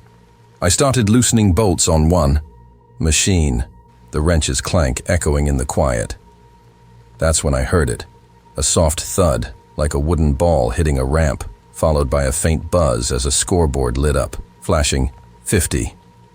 I froze, my flashlight sweeping the lanes. The balls were still in their racks, the shed empty. Just a short circuit, I muttered, but my gut twisted. The thud came again, louder, and another scoreboard flickered, now showing 100. The air grew heavy, the mildew smell mixing with something acrid, like burnt rubber. I aimed my light at the lane, and a ball rolled up the ramp, slowly, deliberately, dropping into the 50-point hole. The scoreboard buzzed, and a voice rasped, low and mocking. "Jordan, roll the next one." My name. My pulse raced. I hadn't said my name, hadn't seen anyone. The balls began to move, rolling up the ramps in unison, slamming into the targets with unnatural force. The scoreboards blared, numbers climbing, 200, 300 moderately challenging, 300, 400, 500. The voice laughed, a grating cackle. "Keep playing, Jordan, or you're out." I grabbed my wrench, ready to bolt, but the shed shutters slammed. Shut, the locks clicking. The balls kept rolling, faster, the ramp splintering under the impact. I saw him then, a figure at the end of the alley, tall and lanky, dressed in a tattered referee's uniform, his face a mess of scars, his eyes glowing like hot coals. He tossed a skee-ball, and it flew at me, grazing my shoulder, burning through my jacket. The other machines joined in, balls firing like bullets, the scoreboards screaming impossible numbers. Shadowy players appeared, their forms flickering, their hands rolling balls with jerky, mechanical precision. They chanted, "Play or pay, Jordan!" I dove behind a machine, the balls smashing into the wood, splintering it. The referee strode closer, his boots crunching, his scarred face splitting. Into a grin. "One more shot," he growled, raising a ball that pulsed red. I scrambled to the shutter, prying it with my wrench. The balls stopped midair, hovering, as the players' chants grew deafening. I yanked the shutter open and ran, the cackle chasing me through the fog. When I reached my truck, my shoulder was blistered, my jacket charred. The cart was gone, but I found a wooden skee-ball in my pocket, warm and etched with Jordan 0. My phone, which I'd used to snap a quick photo of the alley, had one image I didn't take. Me, crouched behind the machine, the referee looming over me, his glowing eyes burning through the frame. I shut down my shop, sold my inventory, and swore off arcades. I can't stand the sound of rolling balls now. It makes my shoulder burn. Last night, I found a skee-ball score ticket under my door, stamped with "Game Over" and a smudged bloody fingerprint. I didn't bring it home.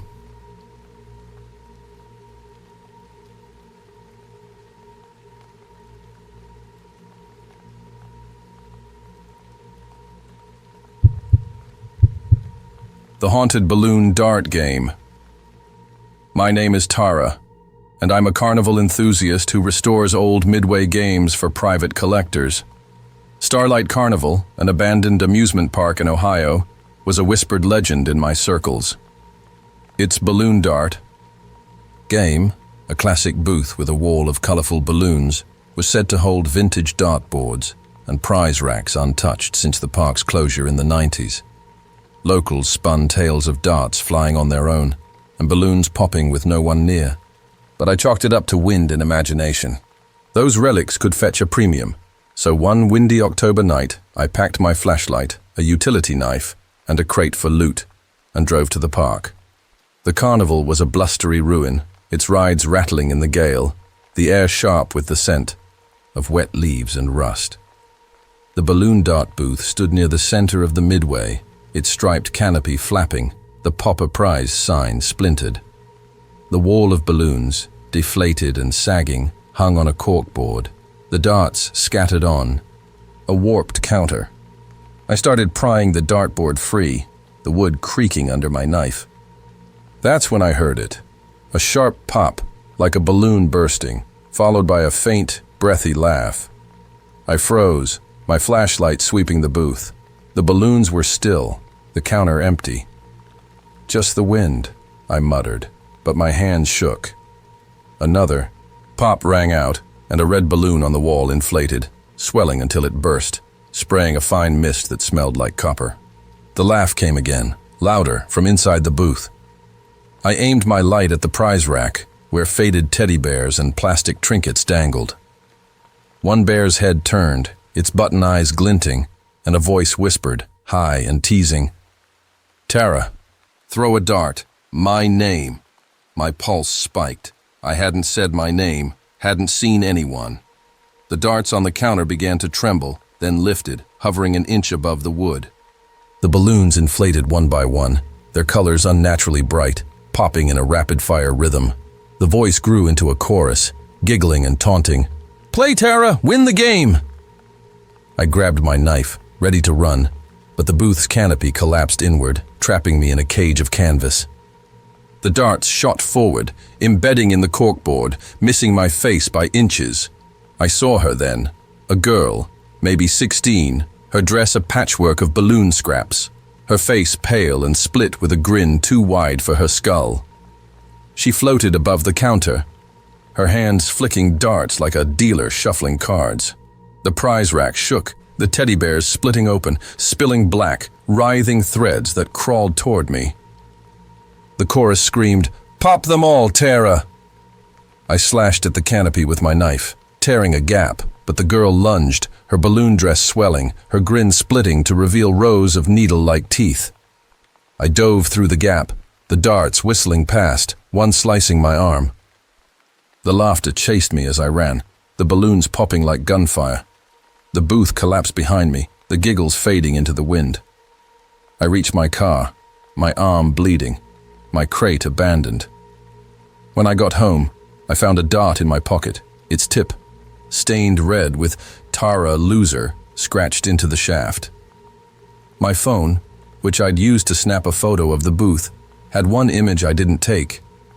Me, standing at the counter, the balloon girl's hands around my neck, her toothy grin pressed against my cheek.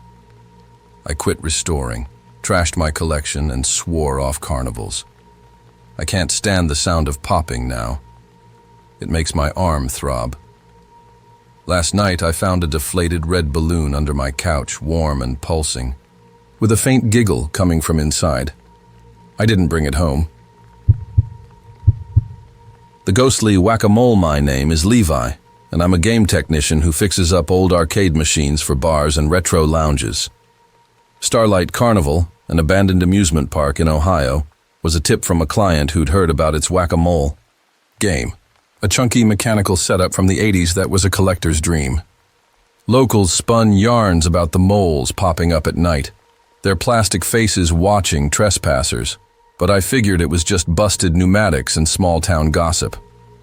A working whack-a-mole could be a cash cow, so one icy January night, I packed my toolbox, a flashlight, and a portable heater to keep my hands nimble, and drove to the park. The carnival was a frozen wasteland, its rides locked in ice, the air biting with the scent of snow and rust, The whack-a-mole booth was a squat, open-front stall near the kiddie rides, its smack-'em sign cracked, the game table pitted with dents. The plastic moles were stuck in their holes, their painted grins chipped, their eyes weirdly reflective in my flashlight's beam. I plugged my heater in, set my tools down, and started prying open the control panel, the screws squeaking in the cold. That's when I heard it, a faint thunk, like a mole popping up followed by a low, grinding hum. I froze, my screwdriver hovering. The thunk came again, and one mole, the one with a missing ear, shot up, its grin wider than the others. I swung, my flashlight expecting a short circuit, but the booth had no power, the wires long severed. The hum grew louder, like gears chewing gravel, and the moles started popping up in sync, their heads bobbing in a creepy rhythm. A voice rasped, dry and playful, from under the table. "Levi, take a swing." My name. My heart jackhammered. I hadn't said my name, hadn't seen a soul. The moles moved faster, their eyes glinting red, their grins stretching into snarls. I grabbed my mallet, not to play, but to defend myself, as the booth's lights, dead for decades, flickered on, casting a sickly green glow. The voice laughed, now a chorus of squeaky, mocking tones. "Hit harder, Levi, or you're the mole!" The heater died, and the air turned arctic, my breath clouding. I saw it then, a shape under the table, scuttling like a rat but bigger, its limbs too long, its face a patchwork of cracked plastic, like a broken mole head. It lunged, its claws, scraping the wood, and the moles shot up with a force that cracked the table. I swung my mallet, smashing one mole, and it screamed, not mechanical, but human, a child's wail. The others kept coming, their heads twisting, their teeth now sharp and jagged. Shadowy figures flickered in the booth's corners, small and hunched, hammering invisible mallets, their laughter slicing the air. I dropped the mallet and ran, the thunk, thunk, thunk chasing me, the booth's lights strobing. The scuttling thing followed, its claws skittering on the ice. I tripped, my flashlight skidding, and saw it in the beam, a creature, half mole, half child, its red eyes locked on me. I scrambled to my truck, the screams fading as I sped away. When I got home, I found a plastic mole head in my toolbox, its ear missing, its grin warm to the touch. My phone, which I'd used to record a quick video of the booth, had one clip. I didn't take, me, hunched over the table, the mole thing's claws around my ankles, its patchwork face grinning up. I quit fixing games, sold my shop, and swore off carnivals. I can't stand thumping sounds now, they make my hands shake. Last night, I found a whack-a-mole mallet on my doorstep, its handle sticky with something red. I didn't bring it home. The cursed claw machine. My name is Mia, and I'm a vintage toy collector who scours abandoned sites for rare finds to sell online. Starlight Carnival, a derelict amusement park in Ohio, was a hot tip from a forum post about its claw machine, a bulky 80s model stuffed with plush toys and trinkets. Locals claimed the claw moved at night, grabbing at nothing, and that prizes vanished from the chute. I didn't buy the spooky rumors, probably just a jammed motor, but a retro claw machine could be a gold mine. So, one humid July night, I packed my flashlight, a crowbar, and a sack for loot, and drove to the park. The carnival was a sticky, overgrown mess, its rides tangled in vines, the air thick with the buzz of cicadas and the stench of rot. The claw machine stood in a crumbling arcade shed, its neon grab a prize sign flickering faintly, though the park had no power. The machine was a beast.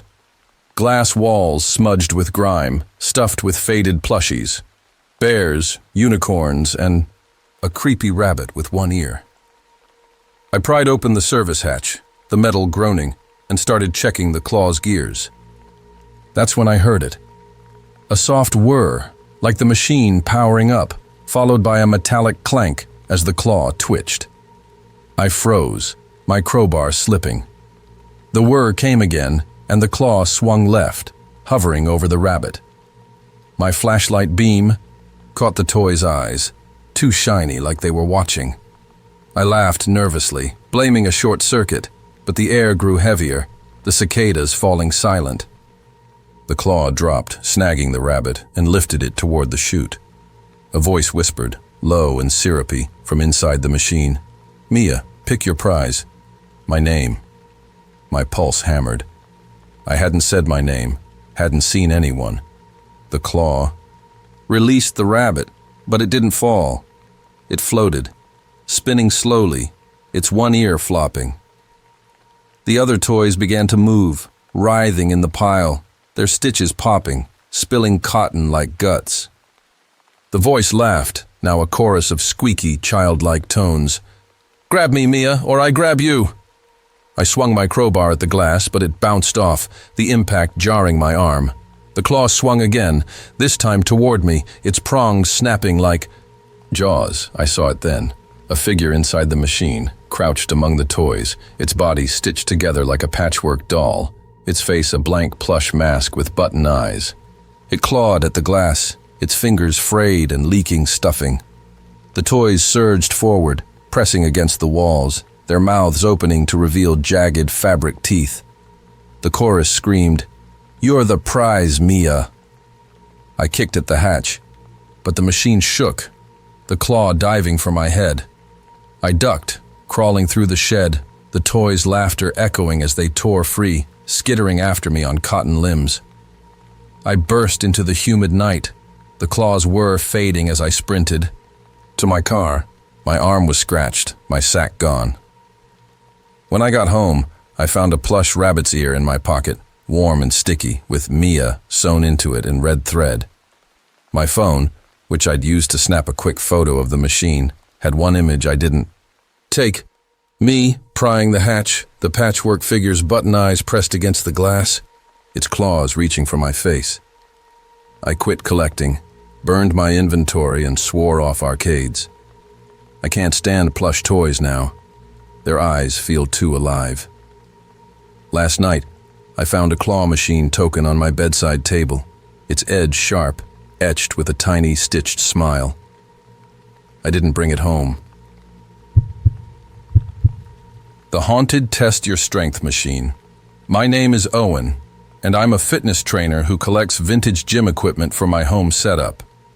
Starlight Carnival, an abandoned amusement park in Ohio, popped up on a collector's forum for its Test Your Strength.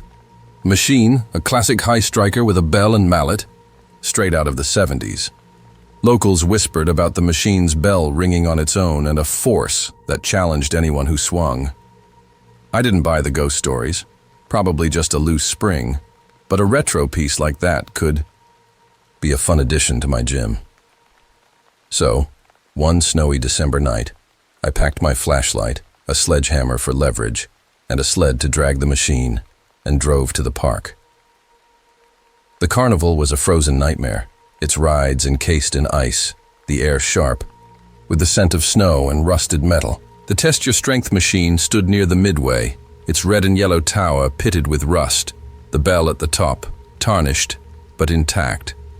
The sign read, "Ring the bell," in faded letters, and the mallet lay chained to the base, half buried in snow. I started clearing the ice, my breath clouding in the cold. That's when I heard it. A low thud, like the puck hitting the bell, followed by a faint, metallic ding. I froze, my flashlight sweeping the tower. The puck was still at the bottom, the bell silent. "Wind," I muttered, but the air was dead still. The thud came again, and the puck twitched, inching up the track. My pulse quickened. I checked the mechanism. No springs, no wires, just rusted gears. The ding rang out louder, and the bell swayed as if struck. A voice growled, deep and taunting, from the base of the machine. "Owen, swing harder!" My name. My gut clenched. I hadn't said my name, hadn't seen a soul. The puck shot up, slamming the bell with a deafening clang, then dropped, shaking. The tower. The mallet began to vibrate, its chain rattling like it was trying to break free. The voice laughed, now a chorus of rough, jeering tones. "Prove your strength, Owen." I grabbed my sledgehammer, ready to smash the chain and run, but the ground trembled, the snow swirling into a figure, a man, massive and shadowy, his muscles bulging under tattered carnival clothes, his face a snarl of scars. The mallet flew from the chain, swinging at me like a pendulum. I ducked, the air whistling, and swung my sledgehammer, hitting the puck. It rocketed up, the bell screaming, but the man roared, "Not enough!" The puck fell, heavier than it should have been. Cracking the ice, shadowy figures appeared, circling the machine, their fists pounding the air, chanting, "Swing or break!" The man lunged, his scarred hands grabbing for my throat, cold as iron. I swung again, the sledgehammer shattering the puck, and the bell exploded, shards raining down. The figures screamed, fading into the snow. I ran, the ding echoing in my skull, the man's laugh chasing me. The sled was gone, my flashlight flickering. When I reached my truck, my hands were blistered, my jacket torn. At home, I found a rusted bell fragment in my pocket, warm and etched with "Owen Weak." My phone, which I'd used to snap a photo of the machine, had one image I didn't take. Me, swinging the mallet, the scarred man's hands around my shoulders, his snarl reflected in the bell. I quit collecting, sold my gym gear, and swore off. Carnivals. I can't stand bells or heavy thuds now. They make my hands burn. Last night I found a mallet head in my garage, its wood splintered, a faint ding coming from it. I didn't bring it home. The Phantom Haunted House. Ride, my name is Quinn, and I'm an urban explorer with a knack for sneaking into abandoned places to live stream my adventures on social media. Starlight Carnival, a forgotten amusement park in Ohio, was my latest obsession. The haunted house ride, a creaky, track-based attraction from the 80s, was legendary among explorers. Locals swore the ride's animatronics still moved at night, and riders heard screams that weren't part of the show. I didn't believe in ghosts, but a spooky livestream from a haunted house ride could boost my followers. So, one foggy November night, I packed my flashlight, a GoPro, and a portable charger, and drove to the park. The carnival was a misty graveyard, its rides swallowed by fog, the air thick with the scent of damp wood and rust. The haunted house ride loomed near the back, its gothic facade crumbling, the ghoulish manor sign dangling by a wire. I slipped through a boarded-up entrance, my GoPro rolling, narrating for my audience. The ride's track wound through dark tunnels, past faded props, plastic skeletons, cobwebbed coffins, and a guillotine with a dull blade. I climbed into a dusty ride car, its springs groaning, and started the live stream, joking about cheesy jump scares. The car jolted forward, moving on its own. I laughed, assuming a loose gear, but the track's motor was silent, the power long cut. The car picked up speed, rattling through the tunnel, and the props began to move, skeletons turning their heads, coffins creaking open. My flashlight flickered, and a cold laugh echoed low and guttural, not from the ride's speakers. I checked my GoPro's feed. The chat was blowing up, viewers typing, "Who's behind you?" I spun around, but the car was empty. The laugh came again, closer. "Quinn, welcome to the manor." My name, my heart pounded. I hadn't said my name on the stream, hadn't typed it. The car lurched into a new room, a mirrored chamber, and the walls reflected not me, but dozens of figures, pale, eyeless, their mouths sewn shut. The ride's speakers crackled, spitting out a voice. "Stay, Quinn! Join the show!" I tried to jump off, but the car's restraint snapped down, pinning me. The animatronics came alive. A witch with a melted face lunged, her claws grazing my arm.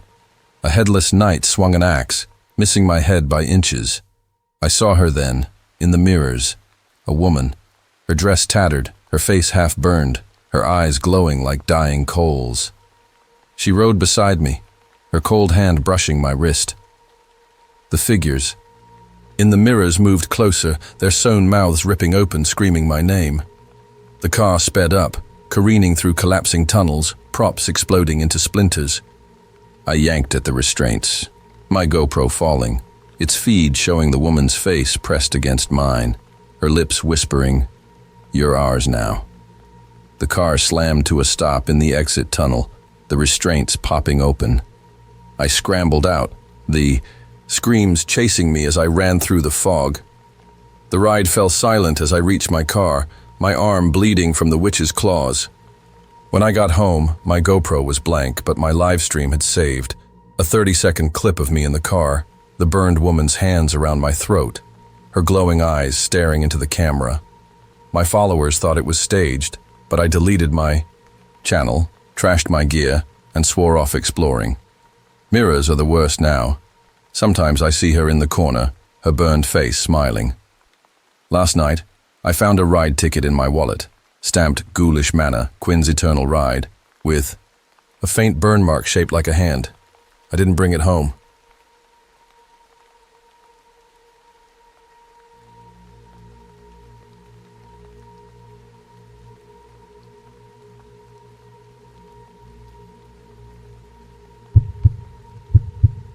The Spectral House of Horrors. My name is Lena, and I'm a freelance journalist who chases obscure stories for niche magazines. Starlight Carnival, an abandoned amusement park in Ohio, was a perfect lead. Its House of Horrors, a walk-through attraction, filled with gruesome dioramas, was notorious for a 1985 incident where a worker vanished mid-shift, leaving only a bloodied prop axe. Locals claimed the dioramas moved at night, reenacting scenes no one programmed. I didn't believe in hauntings, but a gritty expose on the park's dark history could land me a big byline. So, one rainy September night, I packed my notepad, a flashlight, and a digital recorder, and drove to the park. The carnival was a soggy ruin, its rides slick with rain, the air heavy with the scent of mud and rotting wood. The House of Horrors was a hulking structure, its facade painted with peeling skulls, the "Enter if you dare" sign swinging in the wind. I slipped through a chained door, my flashlight cutting through the dark. The interior was a maze of narrow halls, lined with dioramas, wax figures in torture chambers, guillotines, and vampire lairs, their faces frozen in agony. I started recording, narrating the eerie setup, my voice echoing off the moldy walls. A low creak broke the silence, like a prop shifting. I paused, my recorder picking up my quickening breath. "Just the building settling," I whispered, but the air felt wrong, thick with a metallic tang. I moved deeper, passing a diorama of a woman strapped to a rack, her wax face unnaturally detailed. Her eyes flickered, following me. I froze, my flashlight trembling. The creak came again, and the rack's wheel turned, the woman's waxed limbs stretching with a sickening crack. A voice hissed, cold and deliberate, from the shadows. "Lena, join the scene." My name. My stomach dropped. I hadn't said my name, hadn't recorded it. The dioramas came alive. Axes swung, chains rattled, and wax figures twisted, their mouths opening to scream. My recorder caught it all, a cacophony of groans and whispers. "Stay, Lena, be the star." I ran, the halls twisting, leading me deeper instead of out. A guillotine blade slammed down inches from my foot, and a vampire figure lunged, its wax fangs glinting red. In the next room, I saw him. A man, his face half wax, half flesh, an axe embedded in his chest, his eyes burning with rage. The figures closed in, their wax skin melting, revealing bone and sinew beneath. The man with the axe led them, his voice booming, "You write our story, Lena, or you live it." My flashlight died, and the dioramas glowed, their scenes shifting to show me, tortured, beheaded, trapped in wax. I threw my recorder at a figure, shattering its face, and the screams faltered. I sprinted, dodging swinging blades, until I found a rusted exit bursting into the rain. The house fell silent, the glow fading. I reached my car, my hands shaking, my recorder gone.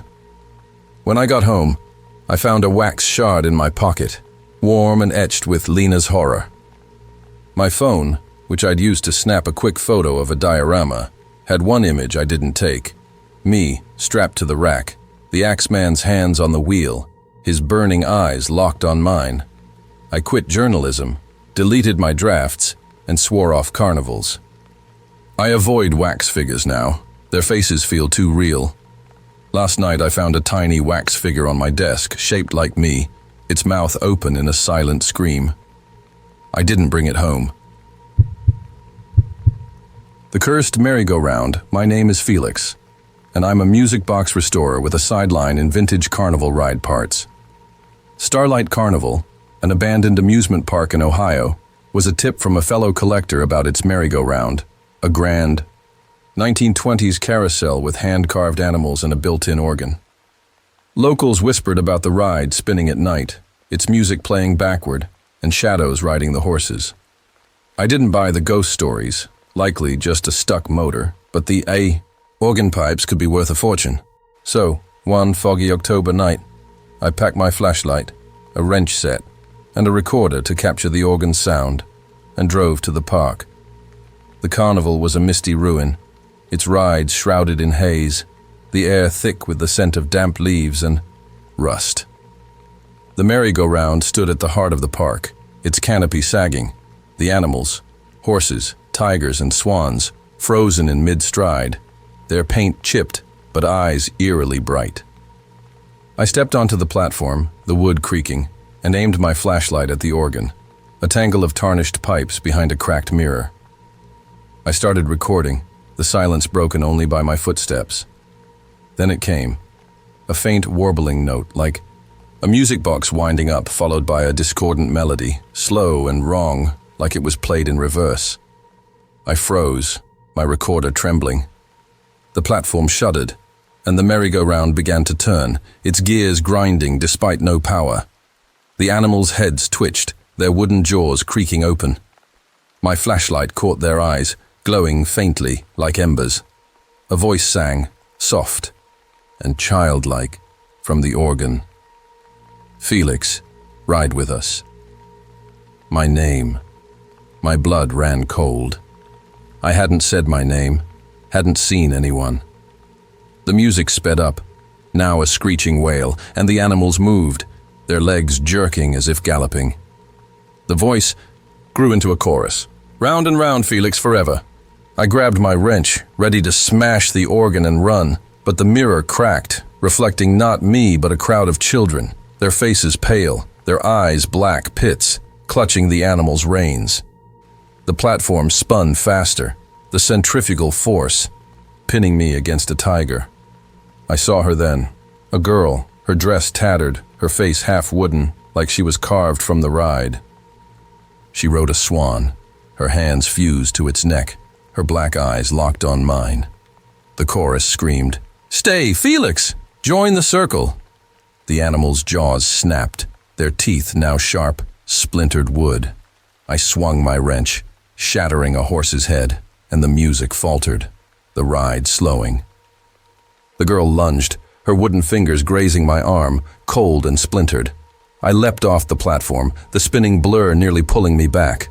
The music chased me, warping into a howl as I sprinted through the fog. The ride stopped as I reached my car, the silence deafening. My arm was scratched, my recorder gone. When I got home, I found a carousel token in my pocket, warm and etched with Felix's ride. My phone, which I'd used to snap a photo of the organ, had one image I didn't take. Me on the tiger, the half-wooden girl's arms around my waist, her black eyes gleaming. I quit restoring, sold my tools, and swore off carousels. I can't stand music boxes now. Their notes sound backward. Last night, I found a wooden swan feather on my windowsill, its edge sharp, a faint warble coming from it. I didn't bring it home. The Phantom Fire Eater's stage. My name is Zara, and I'm a performance artist who studies old carnival acts to inspire my fire dancing routines. Starlight Carnival, an abandoned amusement park in Ohio, was a treasure trove of history. Its Fire Eaters stage, a small platform where a performer named Blaze once wowed crowds, was infamous for a 1979 accident where Blaze vanished mid-act, leaving only scorch marks. Locals claimed the stage still flared up at night, with whispers of burning voices. I didn't believe in ghosts, but studying the stage could spark ideas for my next show. So, one windy November night, I packed my flashlight, a sketchbook, and a lighter to test the stage's acoustics, and drove to the park. The carnival was a gusty wreck, its rides rattling in the wind, the air sharp with the scent of frost and rust. The Fire Eaters stage was a small circular platform near the midway, its wooden planks charred, the Blaze's Inferno sign splintered. Burnt props, torches, a metal hoop lay scattered, coated in ash. I stepped onto the stage, my flashlight casting jagged shadows, and started sketching the layout, noting the scorch marks that formed an eerie spiral. That's when I smelled it, charcoal and sulfur, like a match freshly struck. I froze, my pencil hovering. The smell grew stronger, and a low crackle, like a fire catching, broke the silence. I swung my flashlight, expecting a prank, but the stage was empty, the props untouched. Then a spark flared at the platform center, igniting a small flame that danced without fuel. My heart raced. I hadn't lit my lighter, hadn't seen a source. The flame grew, curling into a spiral, and a voice rasped, hoarse and smoldering. "Zara, feed the fire." My name. My skin crawled. I hadn't said my name, hadn't seen anyone. The flames spread, licking the planks, forming shapes, hands, faces, mouths open in silent screams. The voice laughed, now a chorus of crackling roars. "Burn with us!" "Zara!" I dropped my sketchbook, grabbing my flashlight to run, but the stage's edge glowed red-hot, trapping me. The props ignited, the metal hoop spinning in the air, trailing fire. I saw him then. A man. His body wreathed in flames, his face blackened, his eyes glowing like molten glass. He held a torch, its flame bending toward me. The chorus screamed, "Join the act, Zara!" The flames surged, singeing my hair, the eye, heat choking my lungs. I swung my flashlight, shattering a torch, and the flames faltered, the man's roar shaking the stage. The burning faces lunged, their fiery hands grazing my arms, leaving blisters. I dove through a gap in the flames, tumbling into the frost, the stage erupting behind me. The laughter faded as I ran, the sulfur stench clinging to my clothes. I reached my car, my arms throbbing, my sketchbook gone. When I got home, I found a charred matchstick in my pocket, warm and etched with Zara's Inferno. My phone, which I'd used to snap a photo of the stage, had one image I didn't take. Me, standing on the platform, the flame-wreathed man's hands on my shoulders, his molten eyes burning into the frame. I quit performing, burned my costumes, and swore off fire. I can't stand the smell of smoke now. It makes my arms burn. Last night, I found a singed torch handle on my doorstep, still warm, with a faint crackle coming from it. I didn't bring it home. The Bewitched Fun Slide. My name is Riley, and I'm a playground designer who studies old amusement rides to inspire modern safety features. Starlight Carnival, an abandoned amusement park in Ohio, was a research goldmine. Its fun slide, a towering, wavy slide from the 70s, was infamous for a 1983 incident where a kid disappeared mid-slide, never reaching the bottom. Locals whispered about laughter echoing from the slide at night and shadows climbing its steps. I didn't buy the ghost. Stories, probably just wind and bad maintenance, but analyzing its design could improve my work. So one chilly February night, I packed my flashlight, a measuring tape, and a notebook and drove to the park. The carnival was a frozen maze, its rides crusted with ice, the air sharp with the scent of snow and mildew. The fun slide loomed near, the kiddie section. Its yellow plastic faded, the spiral staircase rusted and swaying. I climbed the steps, my boots clanging, and reached the top platform, where a burlap sack lay crumpled, stiff with frost. I started measuring the slides, curves, my flashlight casting long shadows. That's when I heard it, a giggle, high and playful, coming from the slide's tunnel below. I froze, my tape measure dangling. The giggle came again, followed by a soft scrape, like someone sliding down. I aimed my flashlight into the tunnel, but it was empty, the plastic walls scratched and dull. "Just the wind," I muttered, but my breath caught as the burlap sack twitched, inching toward the slide's edge. The air grew colder, the mildew smell now mixed with something sour, like old sweat. A voice whispered, small and eager, "Riley, slide with me." My name. My heart thudded. I hadn't said my name, hadn't seen anyone. The sack slid forward, tumbling into the tunnel with a muffled thud. The giggle turned into a chorus, dozens of childlike voices chanting, "Down, down, Riley, down!" I backed toward the stairs, but the platform shook, the slide vibrating as if alive. Shadows flickered in the tunnel, small, jerky shapes, climbing upward, their hands scraping the plastic. I saw her then, a girl, her face pale, her eyes wide and glassy, her body bent like she'd been broken and reassembled. She crawled out of the slide, her fingers clawing the edge, her giggle now a rasp. The chorus screamed, "Slide or stay forever." The slide's walls pulsed, the scratches glowing red, forming words, "Riley's turn." I swung my flashlight, the beam catching her eyes, empty, leaking black tears. The shadows surged, their hands grabbing my ankles, cold and slick. I kicked free, scrambling down the stairs, the metal buckling under me. The giggles chased me, the slide groaning as if it would collapse. I hit the ground running, the voices fading as I reached my car, my notebook gone, my hands scraped raw. When I got home, I found a burlap sack scrap in my pocket, warm and damp, with Riley scrawled in red.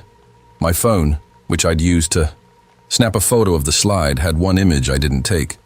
Me at the top, the broken girl's hands on my shoulders, her glassy eyes staring into the camera. I quit designing, trashed my research, and swore off slides. I can't stand giggles now. They make my skin crawl. Last night, I found a plastic slide shard under my bed, glowing faintly, with a faint scrape coming from it. I didn't bring it home. The ghostly ticket booth. My name is Ethan, and I'm a history graduate student who hunts for old documents to piece together forgotten stories. Starlight Carnival, an abandoned amusement park in Ohio, was a research jackpot. Its ticket booth, a weathered kiosk from the park's 1960s heyday, was rumored to hold stacks of unclaimed tickets and ledgers, perfect for my thesis on carnival culture. Locals whispered about the booth's window glowing at night and voices demanding payment, but I figured it was just vandals or bad wiring. So, one drizzly April night, I packed my flashlight, a notebook, and a lockpick kit, and drove to the park. The carnival was a soggy ruin, its rides slick with rain, the air heavy with the scent of mud and rusted iron. The ticket booth stood near the entrance, its red and white paint peeling, the "Admit One" sign cracked. I picked the lock and squeezed inside, the door creaking shut. The booth was cramped, smelling of mildew and old paper. Stacks of yellowed tickets littered the counter, and a dusty ledger lay open, its pages filled with faded names. I started, jotting notes, my flashlight casting sharp shadows. That's when I heard it, a soft tap, like knuckles rapping on the window. I froze, my pen hovering. The tap came again, insistent, and a shadow flickered across the glass, though no one stood outside. "Just the rain," I muttered, but my pulse quickened. The ledger's pages flipped on their own, stopping on a blank page where ink began to bleed, forming my name. Ethan, pay the price. My breath caught. I hadn't written it, hadn't said my name aloud. A voice whispered, low and gravelly, from the walls, No ticket, no exit. The booth's light, a single dead bulb, flickered on, casting a sickly yellow glow. The tickets on the counter lifted, swirling like leaves, their edges sharp as blades. The voice grew louder, now a chorus of angry murmurs. "Pay, Ethan, or stay!" I grabbed my lockpick kit, ready to bolt, but the door wouldn't budge. The lock fused. The window rattled, and I saw them, faces pressed against the glass, their skin gray, their eyes hollow, their mouths open in silent demands. A man led them, his face gaunt, his hands clutching a ticket puncher that dripped black ink. The ticket slashed at me, cutting my hands, leaving thin, burning lines. The chorus screamed, "You owe us, Ethan!" The ledger glowed, its pages now filled with my name, repeated endlessly. I saw him closer now, the ticket taker, his eyes black voids, his puncher snapping like a predator's jaws. He reached through the window, his inky fingers grazing my neck, cold as death. I kicked the counter, scattering the tickets, and the voices faltered. I rammed the door, splintering it, and tumbled into the rain, the booth's light dying behind. I ran, the murmurs fading as I reached my car, my hands bleeding, my notebook gone. When I got home, I found a crumpled ticket in my pocket, warm and stamped with "Ethan, no exit." My phone, which I'd used to snap a photo of the ledger, had one image I didn't take. Me, inside the booth, the ticket taker's hands around, my throat, his void eyes staring into the camera. I dropped my thesis, burned my notes, and swore off research. I avoid booths and counters now. Their shadows feel too alive. Last night, I found a ticket stub under my pillow, its ink still wet, with a faint tap coming from it. I didn't bring it home.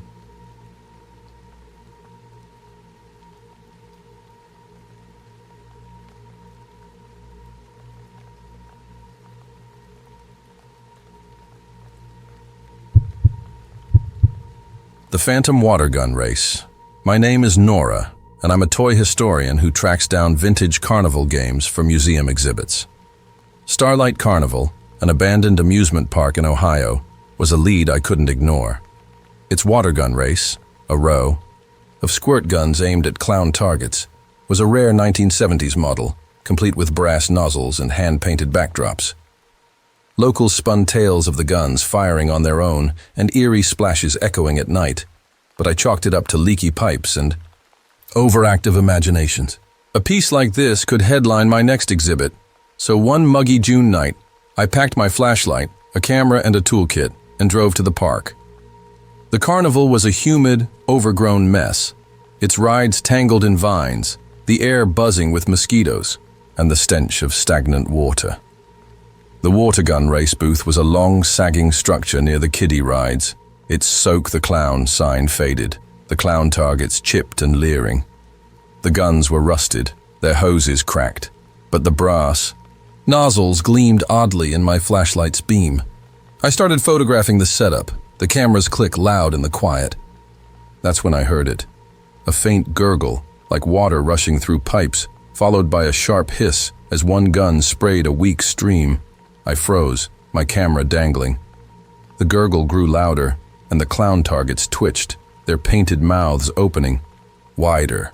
"Just old plumbing," I muttered, but my hands shook as I checked the guns. No water, no pressure, just dry rot.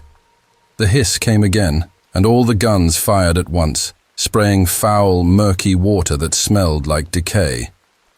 A voice giggled, wet and bubbling from the booth's shadows. "Nora, hit the target." My name. My throat tightened. I hadn't said my name, hadn't seen anyone. The water streams intensified, hitting the clowns, whose eyes glowed green, their mouths dripping sludge. The voice grew into a chorus, childish and gurgling. "Soak 'em, Nora, or drown."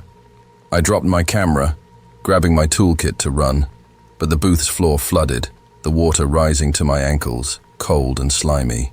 The targets spun, their laughter echoing, and the water formed shapes, hands, faces, children with bloated gray skin, their eyes like oil slicks. I saw her then, a girl, her body waterlogged, her dress clinging like wet rags, standing at the booth's end. She aimed a gun, its stream hitting me square in the chest, the force knocking me back. The chorus screamed, "Play, Nora, or sink!" The water kept rising, now to my knees, pulling at me like a current.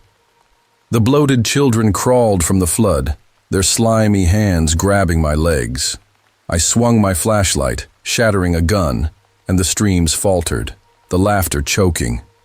I waded to the booth's edge, climbing over the counter, the water sucking at my boots. I ran, the gurgling fading as I reached my car, soaked and shivering, my toolkit gone. When I got home, I found a brass nozzle in my pocket, dripping black sludge, with Nora etched into it. My phone, which I'd used to back up my camera's photos, had one image I didn't take. Me, at the booth, the waterlogged girls, arms around my waist, her oil-slick eyes staring into the camera. I quit curating, trashed my research, and swore off water games. I can't stand the sound of running water now. It feels like it's calling me. Last night, I found a wet clown, target in my bathtub, its mouth open, a faint gurgle coming from it. I didn't bring it home. The cursed ring the bell. Game, my name is Sam, and I'm a metal worker who salvages vintage carnival equipment to repurpose into custom furniture. Starlight Carnival, an abandoned amusement park in Ohio, was a tip from a scrap dealer about its ring the bell game, a mechanical contraption with a sliding weight and a bell tower, rare for its brass fittings. Locals spun tales of the bell chiming at midnight and a shadowy figure challenging players, but I figured it was just rust and wind. Those fittings could make a killer lamp, so one stormy May night, I packed my flashlight, a bolt cutter, and a cart to haul parts, and drove to the park. The carnival was a rain-lashed wreck, its rides groaning in the gale, the air thick with the scent of wet earth and corrosion. The Ring the Bell game stood near the midway, its tower swaying, the Test Your Might sign splintered. The brass bell gleamed at the top, oddly untarnished, and the weight, a heavy puck, rested on a rusted track. I started cutting bolts, the metal screeching in the storm. That's when I heard it, a low clank, like the puck slamming the bell, followed by a sharp ding that cut through the rain. I froze, my bolt cutter trembling. The clank came again, and the puck twitched, sliding up the track an inch. My flashlight beam caught it, but the mechanism was dead, no springs, no cables. "Storm's messing with it," I muttered, but my chest tightened. The bell rang again, louder, and the puck shot up, striking it with a deafening gong. A voice growled, rough and taunting, from the tower's base. "Sam, hit it harder." My name. My pulse roared. I hadn't said my name, hadn't seen a soul. The puck dropped, shaking the ground, and the tower's lights, rusted sockets, flared red, casting a bloody glow. The voice laughed, now a chorus of jeering shouts. "Prove it, Sam, or break." I grabbed my bolt cutter, ready to run, but the puck slid again, faster, slamming the bell repeatedly. The tower shook, bolts popping loose, and a figure emerged from the shadows. Tall, hunched, in a tattered strongman's outfit, his muscles knotted, his face a mask of cracked skin and glowing, jagged eyes. The puck flew at me, grazing my shoulder, leaving a burning welt. The chorus screamed, "Swing, Sam, or you're the weight." Shadowy figures materialized, circling the tower, their fists pounding the air, their laughter like grinding metal.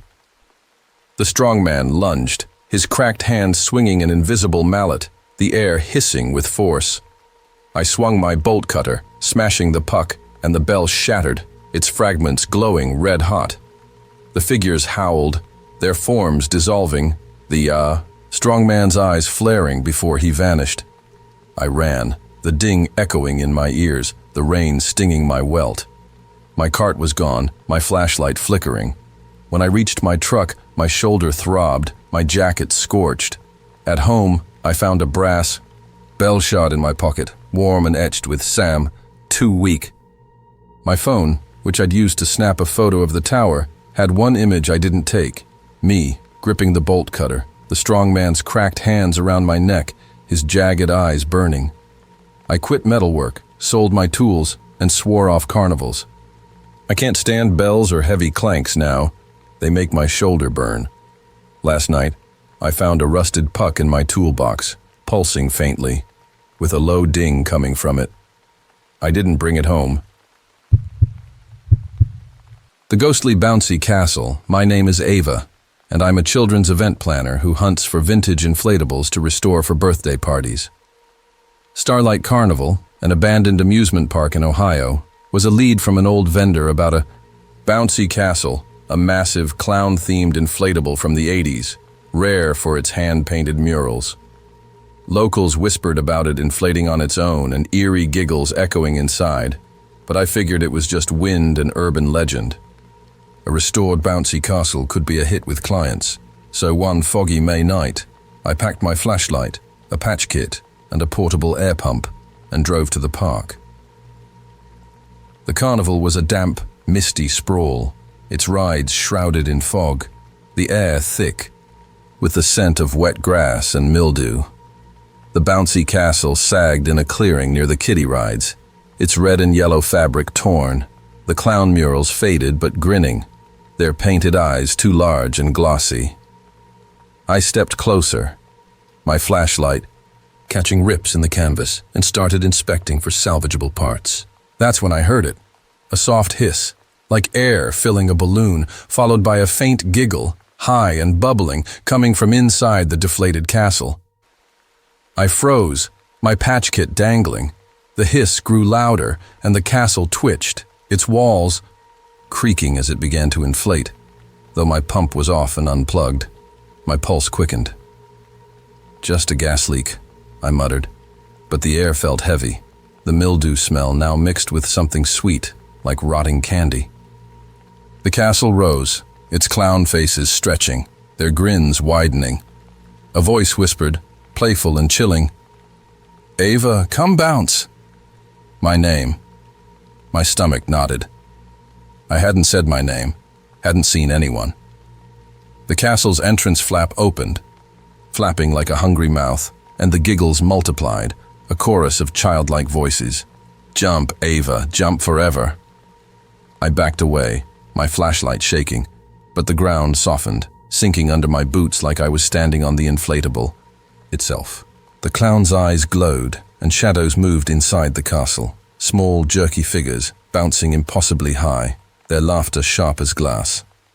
I saw her then, a girl, her face painted like a clown, her eyes black voids, her mouth smeared with red that dripped like blood.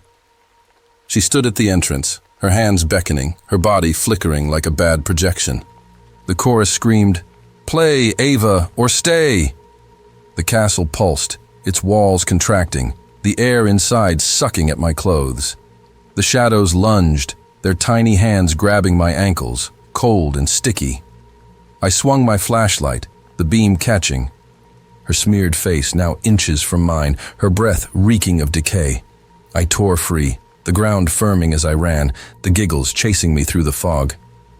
The castle deflated with a groan, the laughter fading. I reached my car, my hands trembling, my pump gone. When I got home, I found a scrap of clown-painted fabric in my pocket, warm and pulsing, with Ava's party scrawled in red. My phone, which I'd used to snap a photo of the castle, had one image I didn't take, me, at the entrance, the clown girl's hands on my shoulders, her black eyes gleaming. I quit event planning, sold my inflatables, and swore off carnivals.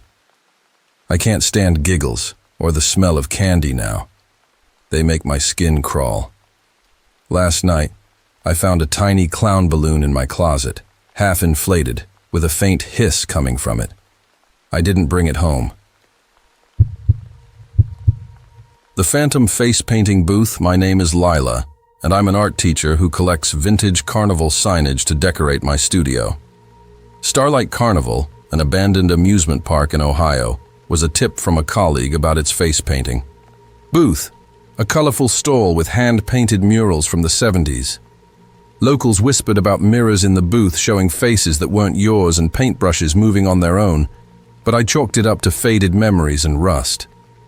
Those murals could inspire my classes, so one foggy March night, I packed my flashlight, a sketchbook, and a utility knife, and drove to the park. The carnival was a misty, decaying sprawl, its rides cloaked in haze, the air thick with the scent of damp earth and mold. The face-painting booth was a small, open-front stall near the kiddie rides, its fancy faces sign cracked. The murals, clowns, animals, superheroes, peeling but vibrant. A dusty mirror hung on the back wall, flanked by jars of dried paint and brittle brushes. I started sketching the murals, my flashlight casting eerie shadows. That's when I smelled it. Fresh paint, sharp and chemical, like someone had just opened a can. I froze, my pencil hovering.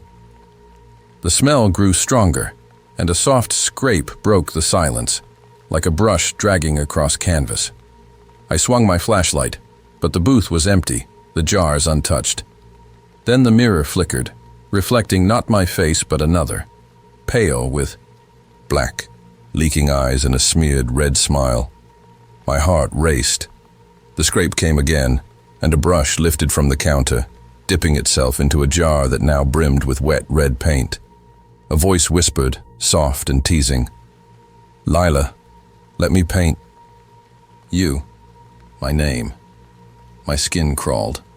I hadn't said my name, hadn't seen anyone. The brush moved, painting the air, strokes forming a face, mine, but twisted, with hollow eyes and a gaping mouth. The voice giggled, now a chorus of high, mocking tones. "Pretty Lila, wear the mask." I grabbed my utility knife, ready to run. But the mirror glowed, and the reflection lunged, its painted hands clawing through the glass. The paint jars exploded, splattering red that smelled like blood, and the murals came alive, their clown faces leering, their superhero capes flapping. I saw her then, a woman, her face a grotesque palette of dripping colors, her eyes black voids, her hands wielding brushes that bled red. She stepped from the mirror, her giggle a shriek. "You're my canvas, Lila!" The paint surged, coating my hands, burning like acid. I slashed at the mirror with my knife, shattering it, and the chorus screamed, the brushes falling. The woman's face melted, dripping onto the floor, but her hands grabbed my wrist, cold and slick. I tore free, stumbling into the fog, the booth's laughter fading. I reached my car, my hands stinging, my sketchbook gone. When I got home, I found a paintbrush in my pocket, its bristles wet with red, with Lila's face scrawled on the handle. My phone, which I'd used to snap a photo of the murals, had one image I didn't take. Me in the booth. The painted woman's hands smearing red across my face, her void eyes gleaming. I quit teaching, burned my art supplies, and swore off carnivals. I avoid mirrors now. Their reflections feel wrong.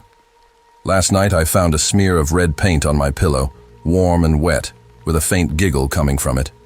I didn't bring it home. The Spectral Dunk. Tank, my name is Theo, and I'm a sports memorabilia collector who scours old venues for vintage equipment to sell at auctions.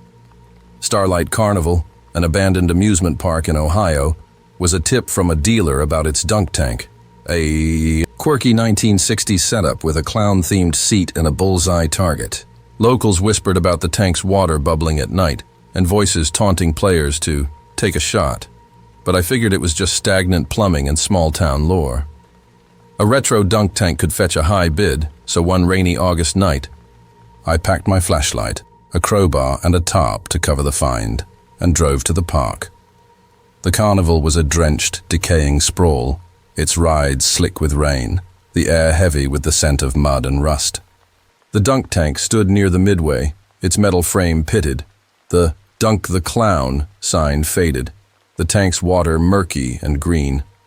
A rusted seat hung above, its clown mural chipped, the painted smile unnaturally wide. I started prying at the target mechanism, the crowbars scraped loud in the storm. That's when I heard it. A soft splash, like something breaking the water's surface, followed by a low, mocking laugh. I froze, my crowbar trembling. The splash came again, and the water bubbled, ripples spreading despite the rain. "Just debris," I muttered, but my pulse raced as the seat creaked, swaying as if someone sat on it.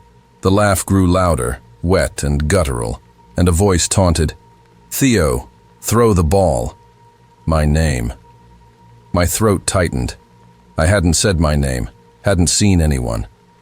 The target glowed faintly red, and the water churned, forming shapes, hands, faces, their mouths open in silent jeers.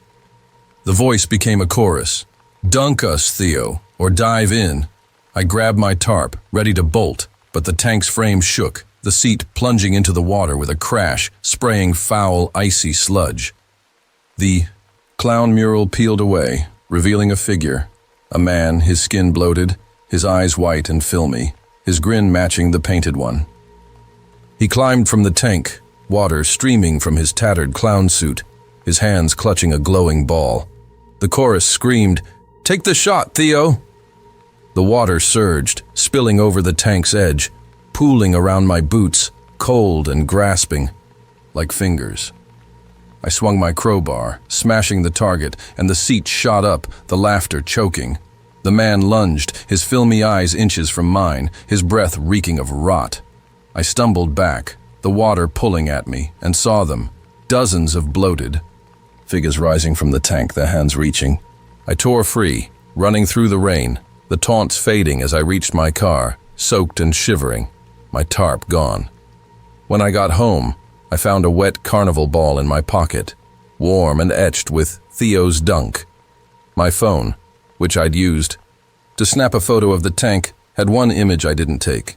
Me at the booth, the bloated clown's hands on my shoulders, his white eyes gleaming. I quit collecting, burned my memorabilia, and swore off carnivals.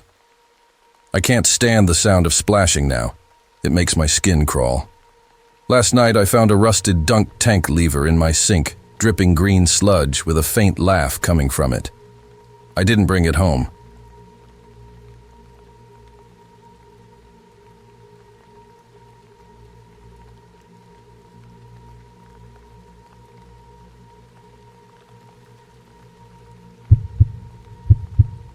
The Cursed Tunnel of Terror.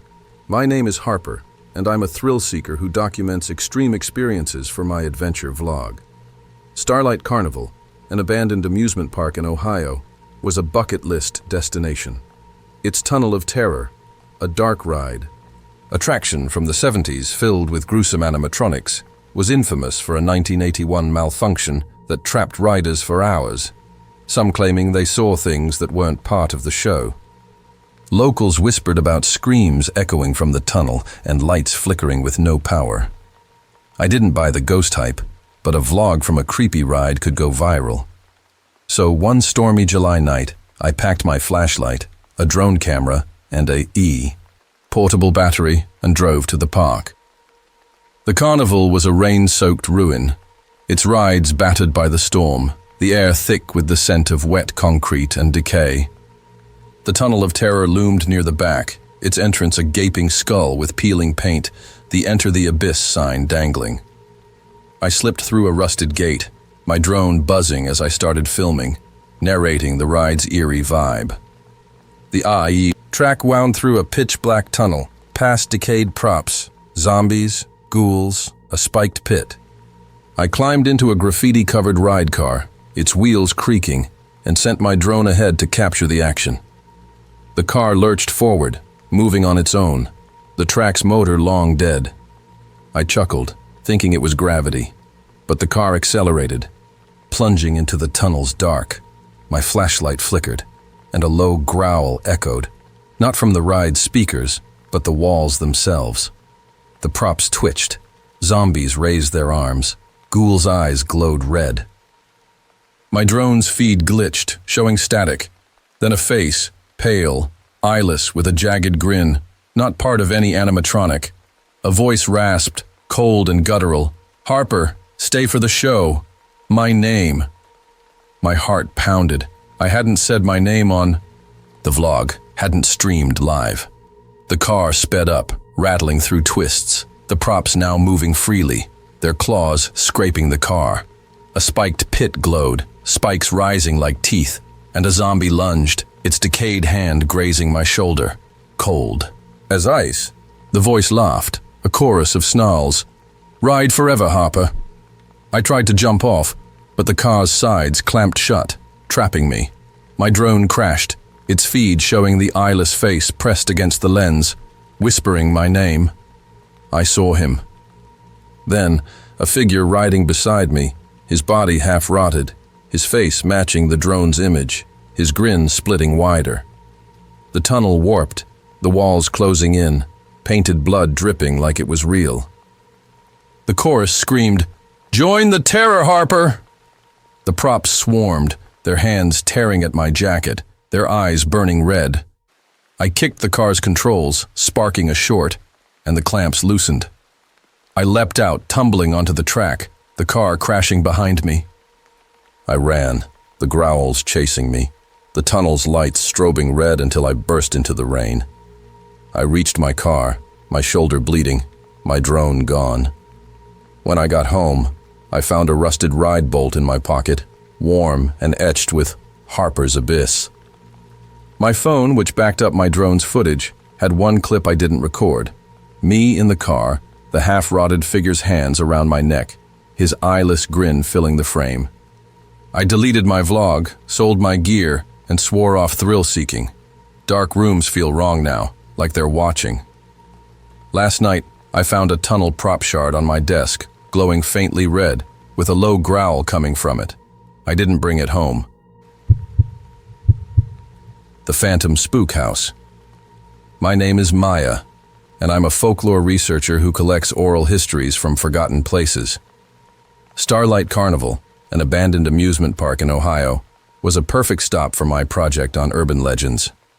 The Spook House, a ramshackle walk-through attraction from the 60s, was notorious for a 1974 incident where a group of teens fled, claiming the props attacked them. Locals swore the house's shadows moved and whispers lured people inside. I didn't believe in ghosts, but those stories could enrich my research. So one foggy October night, I packed my flashlight, a voice recorder, and a notebook, and drove to the park. The carnival was a misty, decaying sprawl, its rides cloaked in haze, the air thick with the scent of damp wood and rot. The Spook House was a sagging shack, its facade painted with peeling ghosts, the "Beware the Spooks" sign splintered.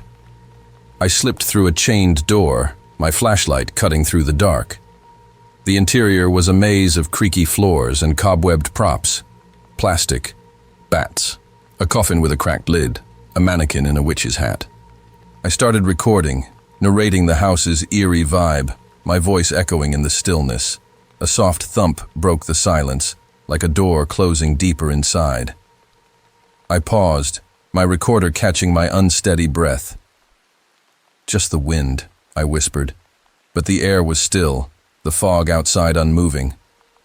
I moved forward, passing a prop skeleton that rattled in its chains. Then I heard it, a whisper, low and urgent, from the shadows. "Maya, come closer." My name. My heart lurched. I hadn't said my name, hadn't recorded it. The props began to shift. The coffin lid creaked open, the witch's hat tilted, her mannequin eyes glinting like glass. The whispers grew, a chorus of hisses. "Stay, Maya, see the spooks." My flashlight flickered, and the skeleton's chains snapped, its bones clattering to the floor, reassembling into a hunched figure. I backed away, my recorder trembling, but the maze twisted, walls leaning inward, blocking the exit. A mirror. Ahead showed not my reflection but a crowd of shapes, tall, eyeless, their limbs too long, their mouths gaping. The voice boomed, "Join the house, Maya." I saw her then, a woman, her face a patchwork of shadows, her body woven from cobwebs, her eyes burning like fog-lit embers. The props lunged, bats swooped, their wings sharp as wire. The coffin spewed black mist that choked my lungs. The shadow woman glided closer, her cobweb hands brushing my face, cold and sticky. I swung my flashlight, shattering the mirror, and the whispers screamed, the props freezing. The maze opened, a path to the exit appearing. I ran, the hisses fading as I stumbled into the fog, my recorder gone, my hands sticky with webbing. When I reached my car, my face stung, my notebook torn. At home, I found a cobweb strand in my pocket, warm and pulsing with Maya's spook woven into it. My phone, which I'd used to snap a photo of the entrance, had one image I didn't take. Me, inside the maze, the shadow woman's hands around my shoulders, her ember eyes glowing. I quit fieldwork, burned my notes, and swore off carnivals. Shadows feel wrong now, like they're whispering. Last night I found a plastic bat wing on my windowsill, its edges sharp, a faint hiss coming from it. I didn't bring it home. The Phantom Bottle. Toss my name is Theo, and I'm a vintage game enthusiast who restores old carnival booths for retro festivals. Starlight Carnival, an abandoned amusement park in Ohio, was a lead from a collector friend about its bottle toss. Game, a classic setup with milk bottles and canvas rings, untouched since the park's closure. Locals whispered about rings landing on bottles without players and eerie cheers at midnight, but I figured it was just wind and nostalgia. A restored bottle toss could draw crowds, so one chilly November night, I packed my flashlight, a crowbar, and a sack for parts, and drove to the park. The carnival was a frosty ruin, its rides crusted with ice, the air sharp with the scent of pine and rust. The bottle toss booth was a sagging stall near the midway, its "Stack 'em up" sign dangling, the milk bottles stacked in pyramids, their paint chipped but intact. I started prying at the counter, the crowbar's scrape echoing in the quiet. That's when I heard it, a soft clink, like a ring landing on a bottle, followed by a faint, jubilant cheer like a crowd celebrating. I froze, my crowbar trembling. The clink came again, and a canvas ring on the counter twitched, rolling toward a bottle. My flashlight beam caught it, but the booth was empty, the ring still. "Just the cold," I muttered, but my breath clouded as the air grew colder, the pine smell now mixed with something stale, like old beer. A ring lifted, spinning in the air, and landed perfectly on a bottle's neck. A voice chuckled, warm but menacing. "Theo, toss another." My name. My pulse spiked. I hadn't said my name, hadn't seen anyone. The bottles began to wobble, their stacks reforming despite no touch, and the cheers grew louder, a chorus of voices. "Win the prize, Theo!" I grabbed my sack ready to bolt, but the booth shutters slammed shut, trapping me. The rings flew, circling me like vultures, their canvas edges glinting like blades. I saw him then, a man dressed in a tattered Barker's vest, his face half shadow, his eyes glowing like lantern flames. He tossed a ring, and it grazed my cheek, drawing blood. The chorus roared, "Stack or bleed, Theo!" The bottles toppled, flying at me, their glass edges sharp. Shadowy figures materialized, clapping and jeering, their hands tossing rings that burned where they touched. The Barker grinned, his teeth black and jagged, and raised a bottle like a club. I swung my crowbar, shattering a pyramid, and the cheers turned to screams, the rings falling. The Barker lunged, his fiery eyes inches from mine, but I rammed the shutter, splintering it, and stumbled into the frost, the booth's laughter fading. I ran, the clink echoing in my ears, my cheeks stinging. My sack was gone, my flashlight flickering. When I reached my car, my hands were shaking, my jacket torn. At home, I found a canvas ring in my pocket, warm and etched with Theo's prize. My phone, which I'd used to snap a photo of the booth, had one image I didn't take. Me at the counter, the Barker's hands around my throat, his lantern eyes glowing. I quit restoring, sold my games, and swore off carnivals. I can't stand cheers or clinking sounds now. They make my cheek burn. Last night, I found a milk bottle shard on my doorstep, glowing faintly, with a faint cheer coming from it. I didn't bring it home. The Haunted Horse Race. Game. My name is Riley, and I'm a retro arcade enthusiast who restores vintage games for collectors. Starlight Carnival, an abandoned amusement park in Ohio, was a tip from a forum about its horse race game. A mechanical, set up from the 60s where players rolled bulls to race wooden horses. Locals claimed the horses galloped at night, their hoofbeats echoing with no power, and winners heard voices promising the final race. I dismissed the ghost talk as faulty wiring, but a restored game like that could be a showpiece. So, one foggy September night, I packed my flashlight, a toolkit, and a recorder to capture the game's sounds, and drove to the park. The carnival was a misty, decaying sprawl, its rides cloaked in haze, the air thick with the scent of damp leaves and rust. The horse race game was in a sagging arcade shed, its Derby Dash sign cracked. The wooden horses, 6 of them, painted red, blue, and black, frozen on their tracks, their carved eyes glinting oddly. I started tinkering with the ball. Rollers, the clank of my tools loud in the quiet. That's when I heard it. A soft clop, like hooves on wood, followed by a low hum, like an engine warming up. I froze, my screwdriver trembling. The clop came again, and the blue horse twitched, inching forward. My flashlight swept the shed, but it was empty, the game unplugged. "Just stuck gears," I muttered, but my pulse raced as the hum grew louder, and all the horses moved, their legs jerking in a galloping rhythm. A voice rasped, eager and taunting, from the game's speaker. "Riley, place your bet. My name." My throat tightened. I hadn't said my name, hadn't seen anyone. The horses sped up, their tracks sparking. Despite no power, their eyes glowing red. The voice laughed, a chorus of rowdy cheers. "Race, Riley, or ride!" I grabbed my toolkit, ready to bolt, but the shed's doors slammed shut, the locks clicking. The balls rolled on their own, firing into the slots, the horses galloping faster, their wooden jaws snapping. I saw him then, a man dressed in a tattered jockey's uniform, his face gaunt, his eyes like burning coals, straddling the black horse as it reared. The chorus roared, "Win or lose, Riley!"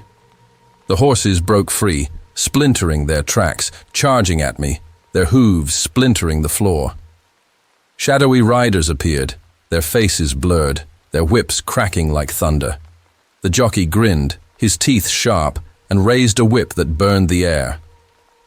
I swung my flashlight, smashing a roller, and the horses screamed, not mechanical, but alive, their cries human. The shed shook, the doors buckling, and I rammed through, stumbling into the fog, the hoofbeats fading. I ran, the clop echoing in. My skull, my hands scraped raw. My toolkit was gone, my recorder lost. When I reached my car, my jacket was torn, my skin stinging. At home, I found a wooden horse's eye in my pocket, warm and glowing faintly, with Riley's Race carved into it. My phone, which I'd used to snap a photo of the game, had one image I didn't take. Me, at the controls, the jockey's whip around my neck, his coal eyes blazing. I quit restoring, sold my arcade gear, and swore off carnivals. I can't stand hoofbeats or cheering crowds now. They make my skin burn. Last night I found a splintered horse hoof on my doorstep, pulsing red, with a faint clop coming from it. I didn't bring it home. The ghostly Ring the Duck game. My name is Nora, and I'm a vintage toy restorer who hunts for old carnival games to refurbish for collectors. Starlight Carnival, an abandoned amusement park in Ohio, was a tip from a friend about its Ring the Duck game, a quirky setup where players tossed rings onto floating plastic ducks in a shallow pool. Locals whispered about the ducks quacking at night and rings landing without a thrower, but I figured it was just waterlogged mechanics and small-town tales.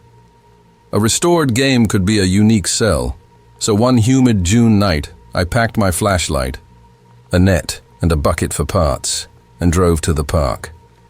The carnival was a sticky, overgrown maze, its rides tangled in vines, the air buzzing with cicadas and thick with the scent of stagnant water. The Ring the Duck booth was a small, sagging stall near the kiddie rides. Its Quack a Prize sign faded, the pool murky, with plastic ducks bobbing in slimy water. I started netting ducks, their surfaces slick and cold, the water reeking of rot. That's when I heard it, a soft quack, sharp and mechanical, followed by a faint splash like a ring hitting the pool. I froze, my net trembling. The quack came again, and a duck spun, its painted eyes glinting in my flashlight's beam. My pulse quickened. "Just a short circuit," I muttered. But the booth had no power. The wires long rotted. A ring on the counter rolled, tumbling into the water, landing perfectly on a duck's neck. A voice giggled, high and wet from the pool. "Nora, ring!" Another. My name. My skin crawled. I hadn't said my name, hadn't seen anyone. The ducks began to quack in unison, their heads twisting, their beaks opening to reveal tiny, jagged teeth. The water churned, bubbles rising, forming shapes. Small, webbed hands, their fingers clawing at the surface. The voice grew into a chorus, childish and gurgling. "Play, Nora, or sink." I dropped my net, grabbing my bucket to run. But the pool's water surged, spilling over the edges, soaking my boots with icy, foul sludge. I saw her then, a girl, her skin gray and slick, her eyes like wet stones, her dress dripping with algae. She rose from the pool, a ring clutched in her webbed hand, her giggle a choking rasp. The chorus screamed, "Ring or drown, Nora." The ducks swam toward me, their teeth snapping, the water rising to my knees, pulling like a tide. Shadowy child figures emerged, their webbed hands tossing rings that burned where they touched. I swung my flashlight, smashing a duck, and the quacking faltered, the water receding. The girl lunged, her stone eyes inches from mine, her breath reeking of decay. I scrambled over the counter, the sludge sucking at my legs, and ran, the giggles fading as I reached my car, soaked and shaking, my bucket gone. When I got home, I found a plastic duck in my pocket, warm and dripping, with Nora's prize etched into its beak. My phone, which I'd used to snap a photo of the booth, had one image I didn't take. Me, at the pool. The gray girls, webbed hands around my neck, her wet stone eyes gleaming. I quit restoring, burned my toys, and swore off carnivals. I can't stand quacking or the smell of water now. They make my chest tight. Last night, I found a slimy ring in my sink, glowing, faintly, with a faint quack coming from it. I didn't bring it home.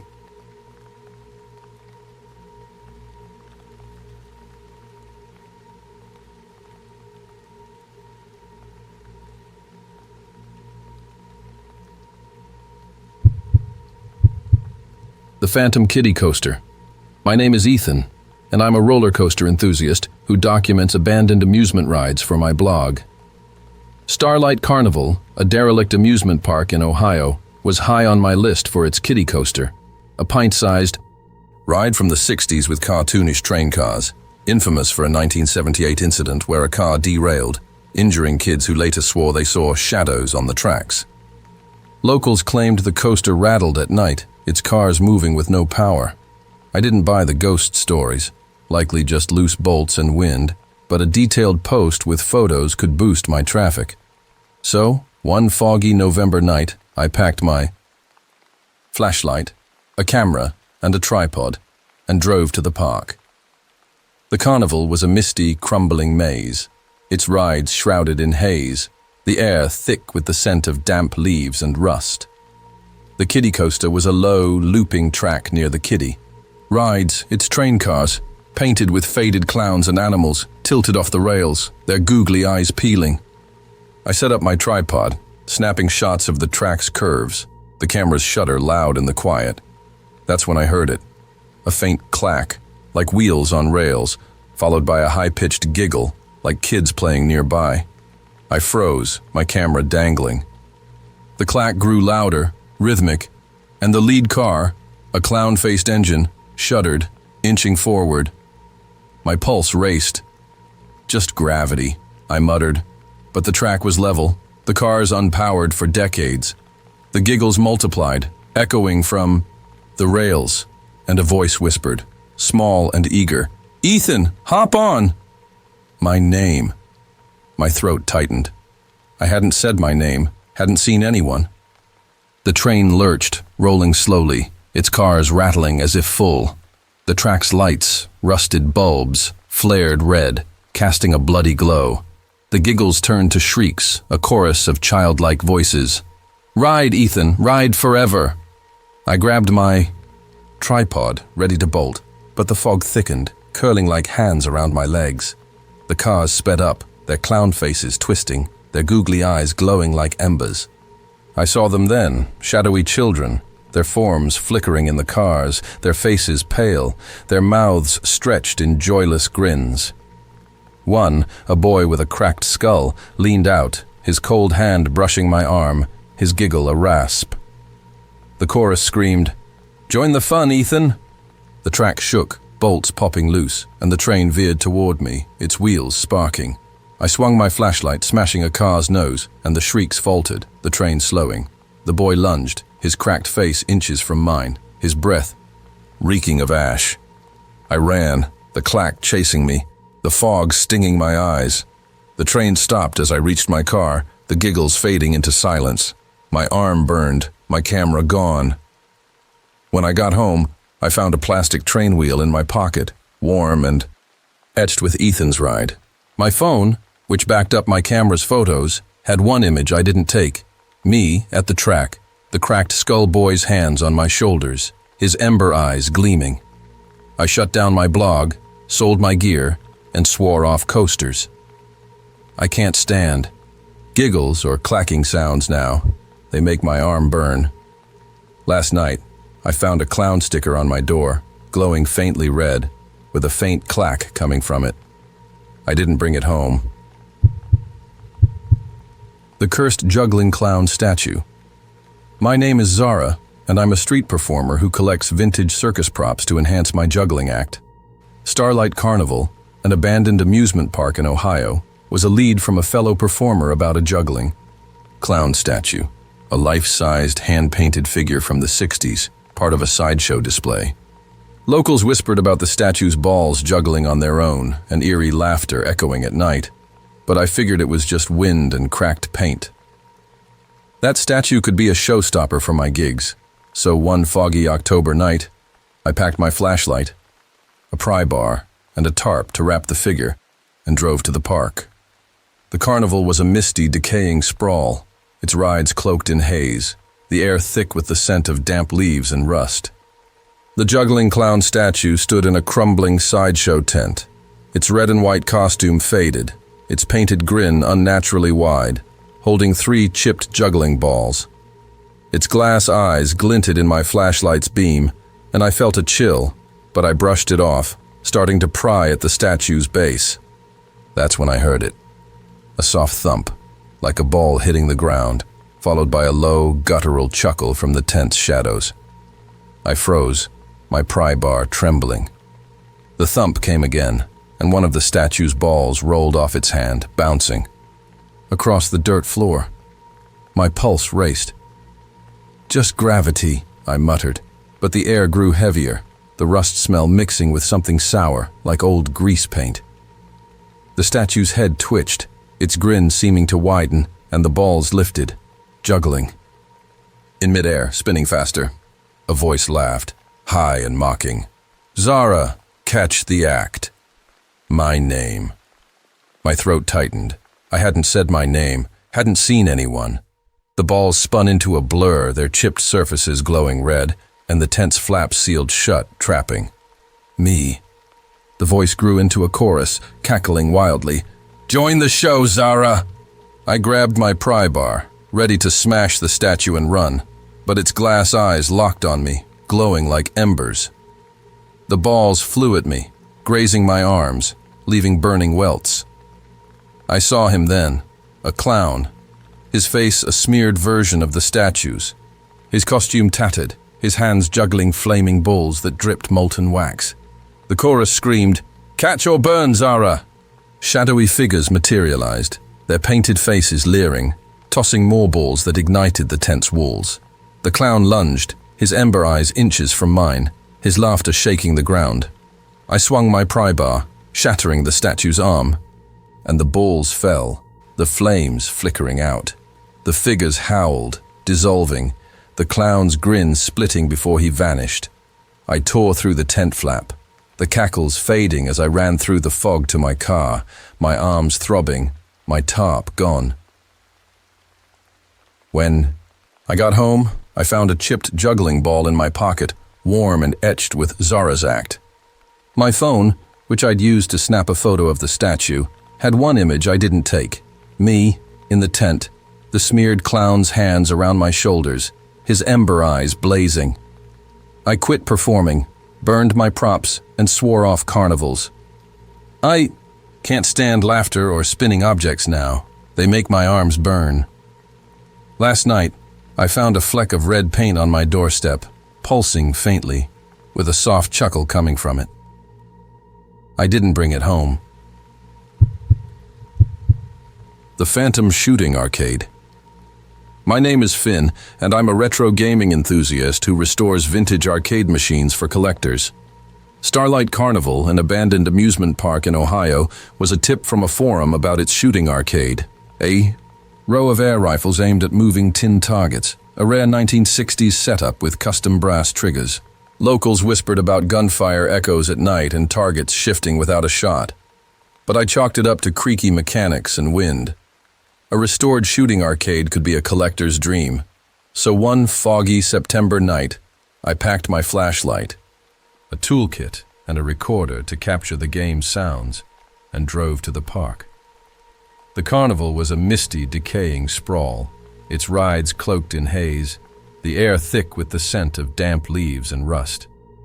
The shooting arcade was a long, open booth near the midway, its sharpshooter's alley sign splintered. The tin targets, cowboys, ducks, and stars, dented and rusted. The rifles were chained to the counter, their barrels pitted, but intact. I started tinkering with a trigger, the clank of my tools loud in the quiet. That's when I heard it. A sharp pop, like a rifle firing, followed by a metallic ping as a cowboy target spun.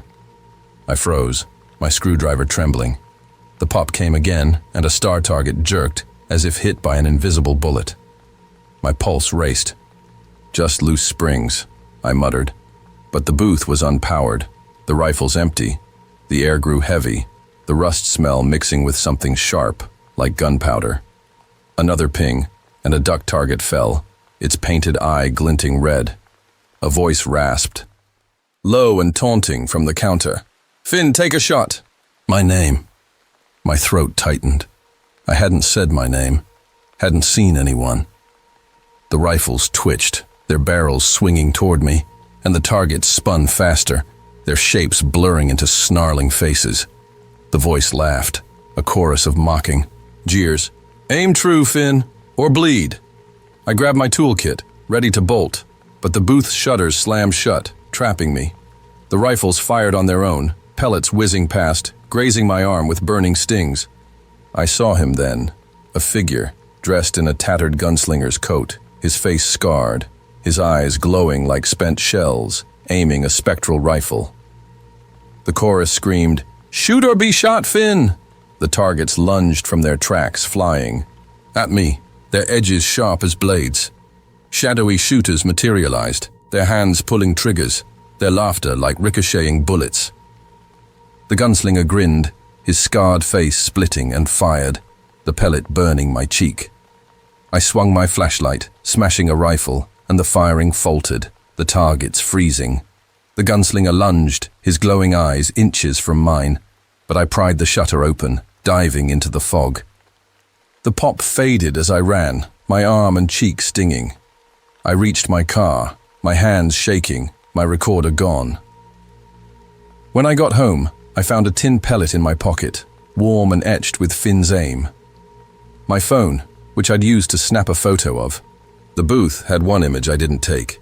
Me at the counter, the gunslinger's hands around my shoulders, his shell eyes blazing. I quit restoring, sold my arcade gear, and swore off carnivals. I can't stand gunfire or metallic pings now. They make my cheek burn. Last night, I found a rusted trigger in my toolbox, pulsing faintly, with a soft pop coming from it. I didn't bring it home. The spectral house of wax. My name is Lila, and I'm a sculptor who specializes in wax figures, always on the lookout for vintage molds to refine my craft. Starlight Carnival, an abandoned amusement park in Ohio, was a lead from an art forum about its House of Wax, a sideshow from the 60s showcasing eerie wax figures of historical and mythical characters. Locals whispered about the figures melting and reforming at night, their eyes following trespassers, but I figured it was just heat damage and old rumors. Those molds could elevate my work, so one foggy October night, I packed my flashlight, a sketchbook, and a utility knife for cutting wax samples, and drove to the park. The carnival was a misty, decaying sprawl, its rides cloaked in haze, the air thick with the scent of damp leaves and mildew. The House of Wax was a squat, boarded-up shack near the sideshow alley, its Wax Wonders sign peeling, the entrance sealed with warped planks. I pried them open, slipping inside, where the air was heavy, smelling of melted candles and something sour, like spoiled meat. My flashlight revealed rows of wax figures, pirates, queens, a dragon-slaying knight, all sagging, their faces distorted, their eyes unnaturally glossy. I started sketching, noting the intricate details, when I heard it.